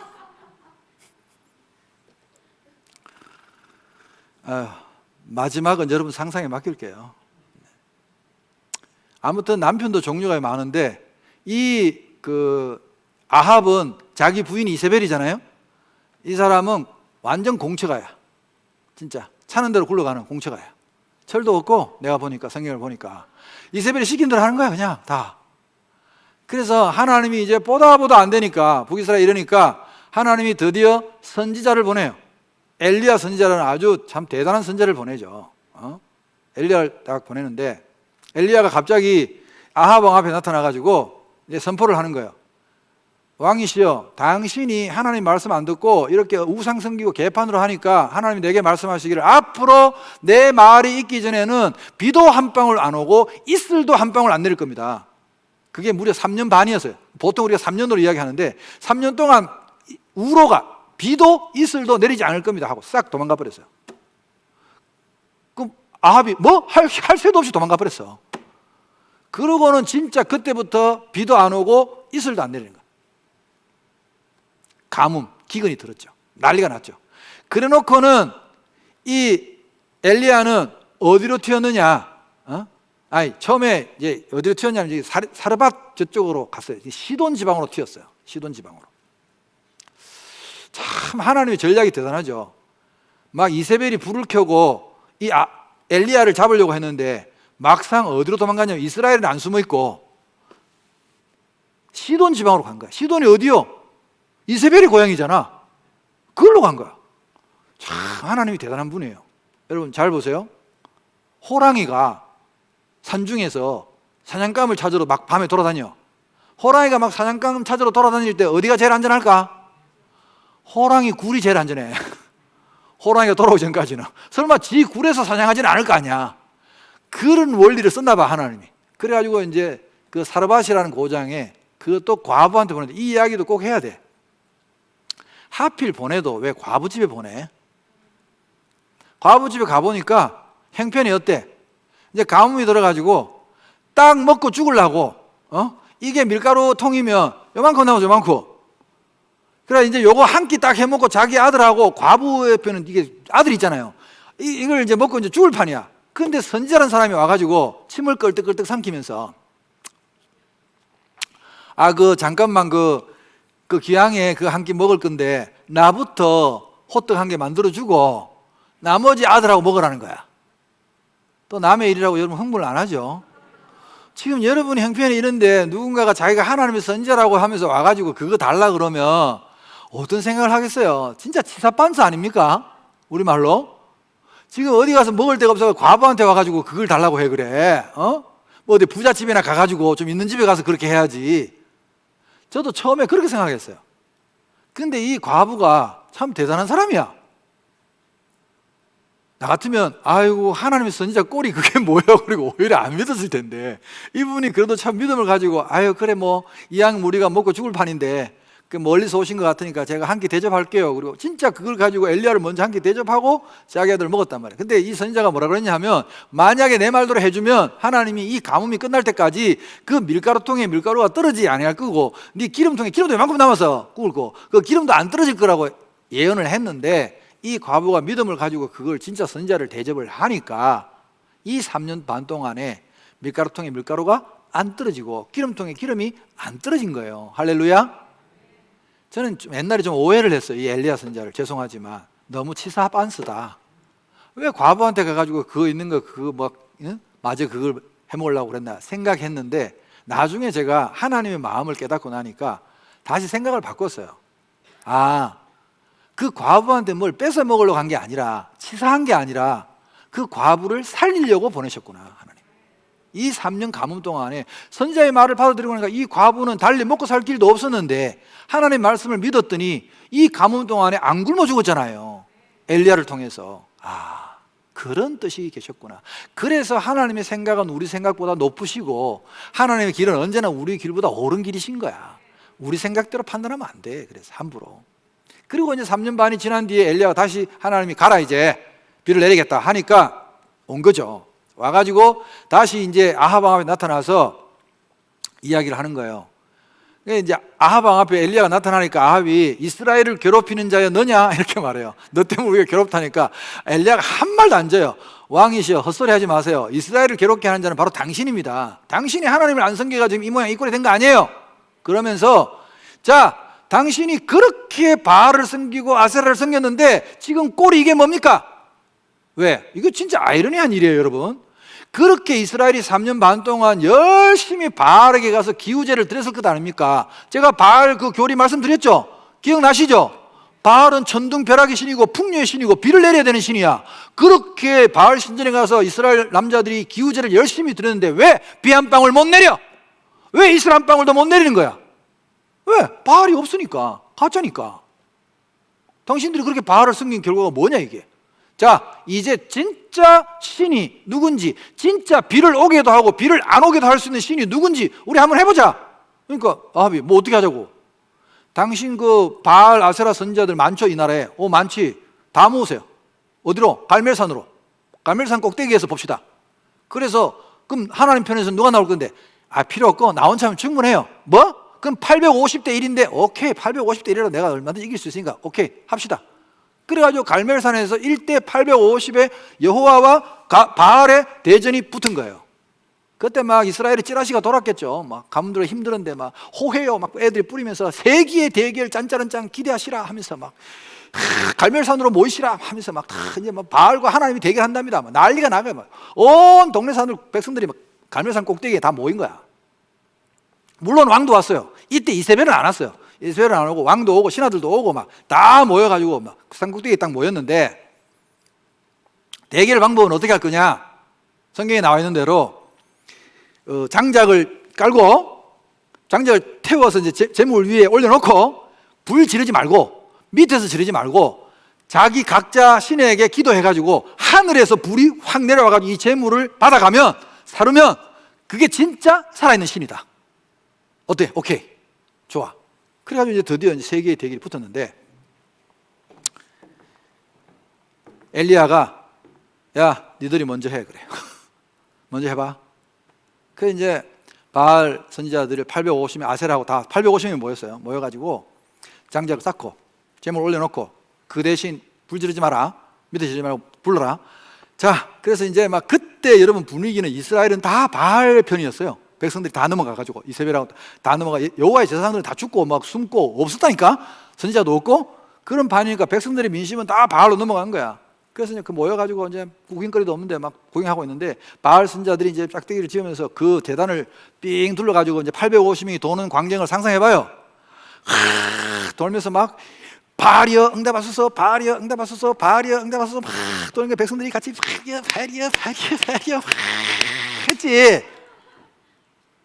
한번 해봐 이거. 자, 바알이여 바알이여 바알이여 바알이여 바알이여. 벌써 지겨워서 안 하지. 이거 막 내가 이거 한 5분만 시키면 여러분들 째려볼 걸라. 한나절을 했는데도 바알이 대답을 해 안 해? 안 하는 거지. 그러니까 슬슬 이제 성질 급한 사람도 있잖아. 성질 급한 사람들이 왜 대답을 안 해? 막 그러고 있으니까 엘리야는 일찌감치 이렇게 누워가지고 마음대로 해봐라 누워 있다가 엘리야가 한번 슬쩍 중간에 한번 추임새를 넣어요. 야, 니들 왜 그래? 좀 더 세게 불러봐. 성경에 별말을 다 써놨어요. 야, 바알이 지금 낮잠 자는지도 모르잖아? 귀가 먹어서 안 들릴지도 몰라. 보청기 좀 해드려. 막 이러면서 엘리야가 막 이제 하니까 이 사람들은 더 속이 타는 거야. 지금 왕도 보고 있지? 백성들 지금 다 보고 있는데, 그래서 성경에 보면 안 되니까 이 사람들이 한나절 안 되니까 칼로 자기 몸을 이렇게 그러니까 죽을 만큼 말고 피가 이제 살짝 나도록 왜 깡패들 겁줄 때 걷는 거 있잖아. 왜? 막 칼로 막 그으면서 막 피를 막 묻히고 하면서 막 바알이 응답하소서, 바알이 응답하소서. 중간에 갈로 해서 써야 돼. 제발. 응답을 해요, 안 해요? 왜 안 해요? 여기 수준이 높아 확실히. 바로 정답이 확 나오네. 없으니까. 바알은 가짜니까. 응답할 수가 없지, 당연히. 내가 옛날에 어떤 교회 가가지고 막 이거 오늘 점잖은 게 한 거고 세게 하다가 갑자기 앞에 장로님들 권사님들 쭉 앉아 계신데 내가 바알이 왜 응답을 안 해요? 그랬더니 제가 안 그랬어요. 그때도 인천의 어느 교회였는데 진짜 그때 초등학교 1학년 남자애가 갑자기 얘들 같은 애가 하나 있었어요. 하나가 그러니까 목사님 바알은 원래 없잖아요. 그래가지고 교회가 활칵 뒤집어졌어요. 막 박수 치고 막 난리가 났었더랬어요 그때. 그렇죠? 바알이 없는 거죠. 암만 해도 안 나와. 응답을 안 해. 그러니까 이제 백성들이 슬슬 지쳐가잖아요. 지겨워 왜 안 나와? 그리고 그만해라 그러고 막 소리 지르니까 이제 엘리야가 있다가 벌떡 일어나가 야 집어쳐 이거 다 치워. 그러니까 또 성질 급한 애들이 나와가지고 치워 그래서 다 치우고 야 다듬지 않은 돌을 좀 가져와. 그래서 이제 하나님 말씀드렸는 대로 이제 돌을 가져와가 제단을 다시 정결하게 꾸미고 장작 올리고 그리고 거기다 정결한 준비한 제물을 올리고 엘리야가 그리고 도랑을 파라 그래요. 밑에다가 도랑을 깊게 파라 그래요. 그 도랑을 왜 팔까? 파더니 엘리야가 갑자기 옆에서 이제 꼭 이런 일을 하면 이 일을 끝까지 봐야 하는 애들이 있어요. 열심히 지켜보고 있는데 야 너 내려가서 좀 물 좀 떠와 그래요. 여러분 지금 장소가 어디예요? 갈매산 꼭대기. 지금 가뭄이 들어가지고 비가 안 와가지고 물이 있을까 없을까? 물론 없지. 그럼 물 구하려면 어떻게 해야 돼? 저 밑에까지 내려가야 돼. 그것도 기어이 이걸 구경하고야 말겠다는 사명감을 가진 애들이 있다니까. 열심히 가가 또 이제 물 막 길러 오는 거야. 부어. 어디에 부냐 하면 그 재물 위에 장작 위에 물을 부어요. 다 부었는데요. 또 갔다 와. 또 갔다 와요? 또 갔다 와. 3번이나 갔다 와가지고 물을 완전히 장작을 푹 적시고 그 파놓은 밑에 도랑에다 물이 흥건하게 고이도록 부었어요. 그리고는 엘리야는 시간 끌 게 없어요. 살아계신 하나님이니까 엘리야가 그런 거야. 여호와여 여호와께서 하나님이심을 이 사람들에게 보여주소서. 불로써 응답하소서 하니까 하늘에서 불이 막 확 내려오더니 여러분 그 장작을 불사른 건 물론이고 밑에 그 깔아놓은 물 있죠. 도랑에 파놓은 성경에 보면 물까지 핥았더라 나와 있어요. 구경하던 막 이스라엘 백성들이 그 불이 내려오는 광경을 보면서 막 얼마나 놀랐겠어요. 여호와는 하나님이시다. 여호와는 하나님이시다. 그래서 막 갈멜산이 막 쩡쩡 올리도록 떠나가도록 막 난리가 난 거예요. 바알과 아세라 선지자들이 이제 일이 이렇게 됐으니까 이제 곤란하잖아요. 슬금 이제 눈치 보고 도망가려 그러니까 엘리야가 한 놈도 놓치지 말고 잡아라. 다 잡아가지고 갈멜산 밑에 끌고 가서 다 칼로 목을 다 베버렸어요. 엘리야가. 와, 진짜 엘리야 대단한 분이에요. 여러분, 장작을 왜 물을 붓고 도랑에 물은 왜 팠을까요? 도랑파가 물은 왜 채웠을까요? 꼭 이런 일이 일어나면 의심병 환자들 있잖아요. 그 너무 가물었으니까 저절로 불이 붙었을지도 몰라. 이런 인간들 때문에 장작을 아예 적시고 그 온도가 얼마나 높았으면 그 핥았더라는 표현은 우리 과학적으로 말하면 너무 높은 온도라서 물이 확 순식간에 증발된 걸 현상을 말하는 거예요. 도랑에 깔아놓은 물도 다 이유가 있었다는 거예요. 살아계신 하나님을 보여주기 위해서. 그래서 막 백성들이 보고 생 난리가 났는데도 이 왕은 믿지는 않습니다. 참 신기하죠. 그런 광경을 봤는데도 왜 이스라엘 백성들이 돌아오지 않았을까요? 참 신기해요. 제가 그걸 보면 너무너무 이상해요. 그래서 엘리야가 이제 그 불만 내려서 중요한 게 아니라 이제 비가 와야 되잖아요. 비가 와야 되니까 엘리야가 갈멜산 꼭대기 가서 머리를 무릎에 박고 기도를 합니다. 하나님 이제 비를 내려주십시오. 비를 내려줘야 이게 마무리가 되니까. 그 자기 사환에게 사람을 보냅니다. 가서 저기 지평선을 바라봐라. 구름이 일어나는지. 6번을 갔는데도 구름이 안 일어나요. 또 가라. 7번째 가니까 요 손만한 요 구름이 한 조각이 겨우 끝에 머리 하나 보인대. 그랬더니 엘리야가 됐다. 이제 일어나서 내려가자. 큰 비가 올 거다. 제가 이 기도를 보면서 7번 엘리야가 사람을 보내는 기도를 보면서 한 가지 깨달은 게 있어요. 조지 밀러라는 목사님이 5만 번 기도받은 응답 뭐 그런 책도 있더만요. 여러분 하나님께 100% 기도 응답받는 비결이 뭔지 아세요? 궁금하죠? 그렇지. 응답하실 때까지 해야지. 이게 이 기도의 비결이에요. 응답하실 때까지 가라는 거예요. 그 7번이 그러니까 응답하실 때까지 가는 거야. 또 묻죠. 또 이상한 사람도 있어가지고 끝까지 응답 안 하시면 어떻게 해요? 그게 응답이야. 무언가를 잘못 구했으니까 안 주시는 거지. 하나님이 내가 원하는 걸 아들이 달라는데 생선을 달라는데 뱀을 줄 아버지가 어디 있고, 아들이 떡을 달라는데 돌을 줄 아버지가 어디 있어? 안 줄 때는 다 이유가 있는 거지. 아멘? 그것도 응답이야 사실. 그러니까 하나님의 응답은 100%죠 사실은. 응답하실 때까지 기도하시면 돼요. 간단해요 사실은. 저도 생각해보면 제 일생에 큰 기도가 몇 가지 있었는데, 제 가족을 구원해 달라고 어릴 때부터, 제가 중학교 3학년 때인가 2학년 때부터인가 10년을 기도했어요. 10년 만에 하나님이 우리 직계 가족을 다 구원해 주셨거든요. 아버님까지 다 믿고 돌아가셨거든요. 제 고등학교 때 제일 친한 친구였던 친구 한 명을 제가 전도하기 위해서 무려 21년을 기도했습니다. 22년째 되는 해에 걔가 하나님께 돌아왔거든요. 그런 일도 있었어요. 그러니까 하나님이 응답하실 때까지 정말 여러분이 포기하지 않고 기도하는 자세가 중요합니다. 언제 이루어 주실지는 그건 하나님의 때에, 하나님이 원하시는 때에 이루어 주시더라고요. 우리는 당장 이루어 주기를 원하지만 하나님의 뜻이 그렇지 않은 걸 어떻게 해요? 그럴 땐 기다릴 수밖에 없죠. 그래서 엘리야가 허리끈을 묶고 왕이시여 큰 비가 올 거니 내려갑시다. 그래가지고 엘리야가 막 달리기를 하는데 대단합니다. 마차를 앞서 달렸대요. 엘리야가 달린 그 성경의 기록을 보면 지금 태어났으면 세계적인 유명한 마라토너가 됐을 거야. 완전 잘 달려요. 진짜 어마어마하게 달려요. 그렇게 왔는데 이제 아합이 내려왔을 거 아니에요? 아합은 막 지금 막 철이 없어요. 내려왔는데 이세벨이 여보 그래 오늘 어떻게 됐어? 그러니까 당신도 오늘 왔어야 되는데 오늘 진짜 대단했어. 막 그 하늘에서 불이 확 내려가지고 막 장작 확 서르고 막 그런. 아 그래 다 좋은데 우리 선지자들 데리고 간 사람 다 어디 있어요? 그러니까 그 선지자들 그거 다 죽었지. 뭐요? 죽어요? 누가 죽여요? 몰라. 막 백성들이 막 흥분하니까 엘리야가 잡아라 그래가지고 막 목 다쳤어. 당신은 뭐 했어요? 아니 백성들이 다 잡길래 난 가만히 있었지. 아이고 이 양반아 850명 우리 선지자가 다 죽도록 왕이라는 양반이 뭐 했냐 그러면서 내가 내일 아침 날 박는 대로 이 엘리야라는 놈을 안 죽이면 내가 진짜 여자가 아니다 하면서 이빨을 부스득 가는데 그 소리가 엘리야한테 다 들린 거야. 엘리야가 또 엘리야도 이상해. 850명은 겁 안 내더니 여자가 하늘 품면 또 그것도 속담을 안 하봐. 온유원에도 소리가 내린다고. 그래도 엘리야가 또 죽을까 봐. 아니 죽을 게 겁나면 갈멜산에 가지를 말았어야지. 그렇게 해놓고 여자가 또 이세벨이 이빨을 가니까 또 엘리야가 튀어요. 죽으라고 또 밤새도록 달리는데 그 거리가 또 장난이 아니야.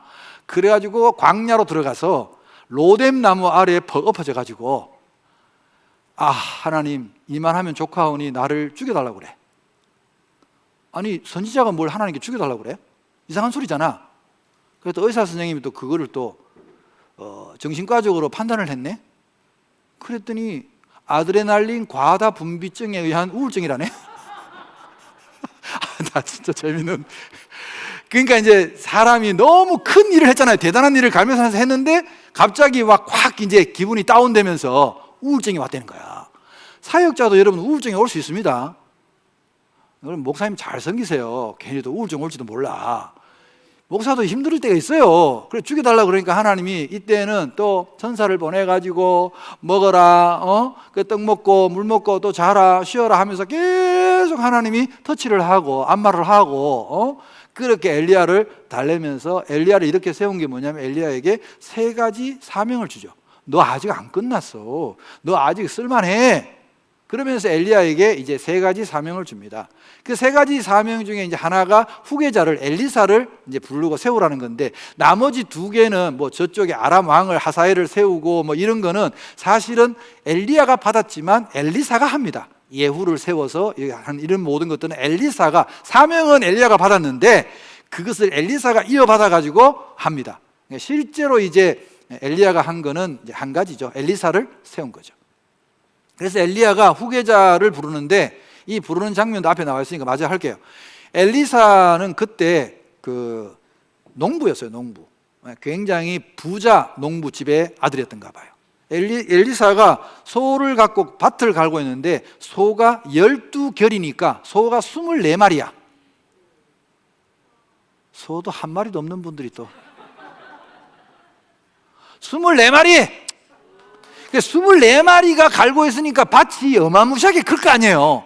그 분홍의 아들이었다니까. 딱 갈고 있는데 엘리야가 별말 안 해. 자기 겉옷을 푹 던져. 이게 이제 그 겉옷이 선지자의 무슨 상징인가 봐요. 저도 정확히는 모르겠어요. 그 겉옷을 던지니까 엘리사는 알아먹잖아. 아, 이분이 나를 부르시는 거구나. 그래서 엘리사가 잠깐 기다리세요. 제가 부모님한테 가서 인사하고 따르겠습니다. 야, 그러려면 오지 마 그래요. 엘리야가. 그랬더니 엘리사가 이거 큰일 났다. 이분을 따라야 되는데 하고는 자기가 그 몰던 2마리 소를 잡아가지고 동네 사람들하고 잔치해버리고 쫓아가요. 이때부터 이제 엘리사가 엘리야를 이제 쫓아다니기 시작합니다. 그래서 엘리사의 별명은 엘리야 껌딱지예요. 이때부터 이제 엘리야를 끝까지 따라다닙니다. 엘리야가 여기 가면 여기 가고 저기 가면 저기 가고 엘리야가 가끔 시험을 해요. 야, 너 여기 좀 있어. 내가 지금 갔다 올게. 그러면 절대 안 됩니다. 선생님이 화장실 안에까지 내가 따라가겠습니다. 이렇게 나오는 거야. 엘리야를 끝까지 따라다니니까 엘리야가 물어요. 그래, 너 나한테 원하는 게 뭐냐? 그랬더니 엘리사가 선생님이 하나님께 받은 그 영감, 그 능력의 갑절을 제가 받고 싶습니다. 엘리야가 아따 이놈이 욕심도 많네. 그래, 네가 하나님께서 나를 특별한, 엘리야는 그때 알았는가 봐요. 하나님이 나를 특별한 방법으로 하늘로 나를 데리고 올라가는 걸 네가 눈으로 목격하면 그건 대단한 사건이잖아요. 여러분 무슨 말인지 아시겠죠? 보통 사건이 아니잖아요. 그걸 눈으로 목격하면 너의 그 확신, 그 신앙적 체험이잖아요. 강력한 체험이 너에게 이런 영감을 줄 것이다. 그렇게 이제 이야기를 하죠. 그리고 하루는 엘리야가 요단강을 건넙니다. 엘리사를 데리고 요단강을 건너는데 요단강에 이제 배도 없는데 건너자 그러게. 아니 선생님 배도 없는데 배를 기다리셔야죠. 뭐 배 기다릴 거 뭐 있냐? 그러더니 엘리야가 겉옷을 또 벗어가지고 우리 빨래 짤 때처럼 이렇게 뚫뚫 말아가지고 갑자기 요단강물 앞에 가더니 엘리야 하나님, 엘리야 하나님 하니까 요단강물이 쩍 갈라지는 거예요. 쩍 갈라졌다니까. 뒤따르던 엘리사가 여러분이 요 순간 여러분 눈앞에서 지금 앞에 가는 엘리야가 옷으로 강물을 갈랐어. 나는 뒤에 따라가고 있는 엘리사야. 이때 심정이 어땠을까? 이때 마음이 어떤 마음일까요, 여러분? 나는 이런 마음이 들던데, 오았다며 진짜 줄은 잘 섰다. 제대로 줄 쓴 거 아니야. 야, 우리 선생님 진짜 대단한 분이다. 소문으로만 들었는데 정말 대단한 분이구나. 내가 제대로 선생님을 제대로 만난 거구나. 그러면서 뒤에는 이런 생각을 했겠지. 나도 하면 좋겠다. 나도 했으면 좋겠다. 그리고 이제 엘리야가 갑니다. 지나가면서 막 요단강을 건너고 난 뒤에 마침내 갑자기 이 엘리야하고 엘리사를 싹 가르더니 하나님이 회리 바람으로 엘리야를 감아서 승천을 시키죠. 승천을 시켜요. 그 승천 막 올라가는 장면을 보면서 엘리사가 이렇게 말해요. 내 아버지요, 내 아버지요. 이 말은 이제 스승에 대한 존칭이에요. 그냥 내 아버지요, 내 아버지요. 이스라엘의 병거와 그 마병이요 라고 소리 질러요. 이스라엘의 병거와 그 마병이라는 뜻은 이스라엘이 지금까지 나라가 보존되고 하는 게 군사력에 의해서 보존되는 것이 아니라 하나님이 지키신다는 뜻이에요. 그러니까 당신은 하나님이 이스라엘에게 보낸 수호자시여, 그런 뜻이야. 나중에 엘리사도 죽을 때 똑같이 이스라엘 왕이 와서 이 대사를 똑같이 합니다. 그러면서 성경에는 대사가 없는데 속으로 그랬겠죠. 그냥 가시면 어떡해요? 그냥 가시면 어떡해? 그랬더니 엘리야가 그냥 안 가고 어떻게 해요? 겉옷이 툭 떨어져요. 선지자의 상징이었던 그 요단 강물을 갈라던 그 겉옷이 툭 떨어져요. 그 엘리사가 그 겉옷을 집어 늘었어요. 여러분, 겉옷을 집어 늘었어요. 그래서 많은 사람들이 야, 이제 엘리야의 영감이 엘리사에게 옮겨왔겠구나 기대는 하는데 엘리사는 지금 무척 떨려요. 그럼 한 가지 확인을 해야겠어요. 나도 되는지 안 되는지. 그래서 엘리사가 어디로 갔겠어요? 그렇죠. 요단강으로 가는 거야. 요단강으로 가더니 똑같이 해. 이제 배운 게 있으니까 말아. 자, 그러면 이제 치면 자기 시대가 됐으니까 엘리사는 지금 어떻게 불러야 돼요? 엘리사의 하나님, 엘리사 하나님 불러야 되는데 아직 좀 불안해. 그래서 성경에 보면 엘리야의 하나님 어디 계십니까? 엘리야의 하나님 어디 계십니까? 그랬는데도 요단강물이 쩍 갈라지는 거야. 그때의 그 벅찬 감정에 그 엘리사의 마음을 여러분 이해하셔야 돼요. 미치도록 좋았을 거야 아마. 와, 나도 되는구나. 나도 이제 하나님의 선지자구나. 그런 마음이겠죠. 저도 이 성경 이 재미있는 이야기를 배운 스승님이 있자 그랬잖아요. 그 선생님한테 배우면서 제가 엘리사와 똑같은 이 거룩한 욕심을 가졌거든요.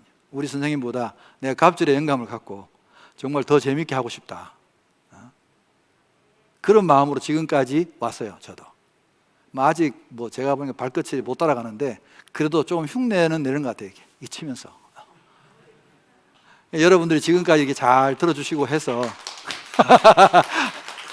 저는 개인적으로 좀 엘리사 같은 그런 마음을 갖고 있습니다. 우리 사부님이 그렇게 우리에게 재미있게 성경 이야기를 들려줬듯이 많은 사람들에게 내가 힘 있는 동안에는 하나님의 이야기를 이렇게 재미있게, 그리고 하나님의 역사와 기적을 확신시켜주는 그런 선지자 같은 사역을 했으면 좋겠다. 그런 마음으로 여기까지 왔어요. 앞으로도 제가 엘리사로 잘 살 수 있도록 여러분 기도를 많이 해주시기를 부탁합니다.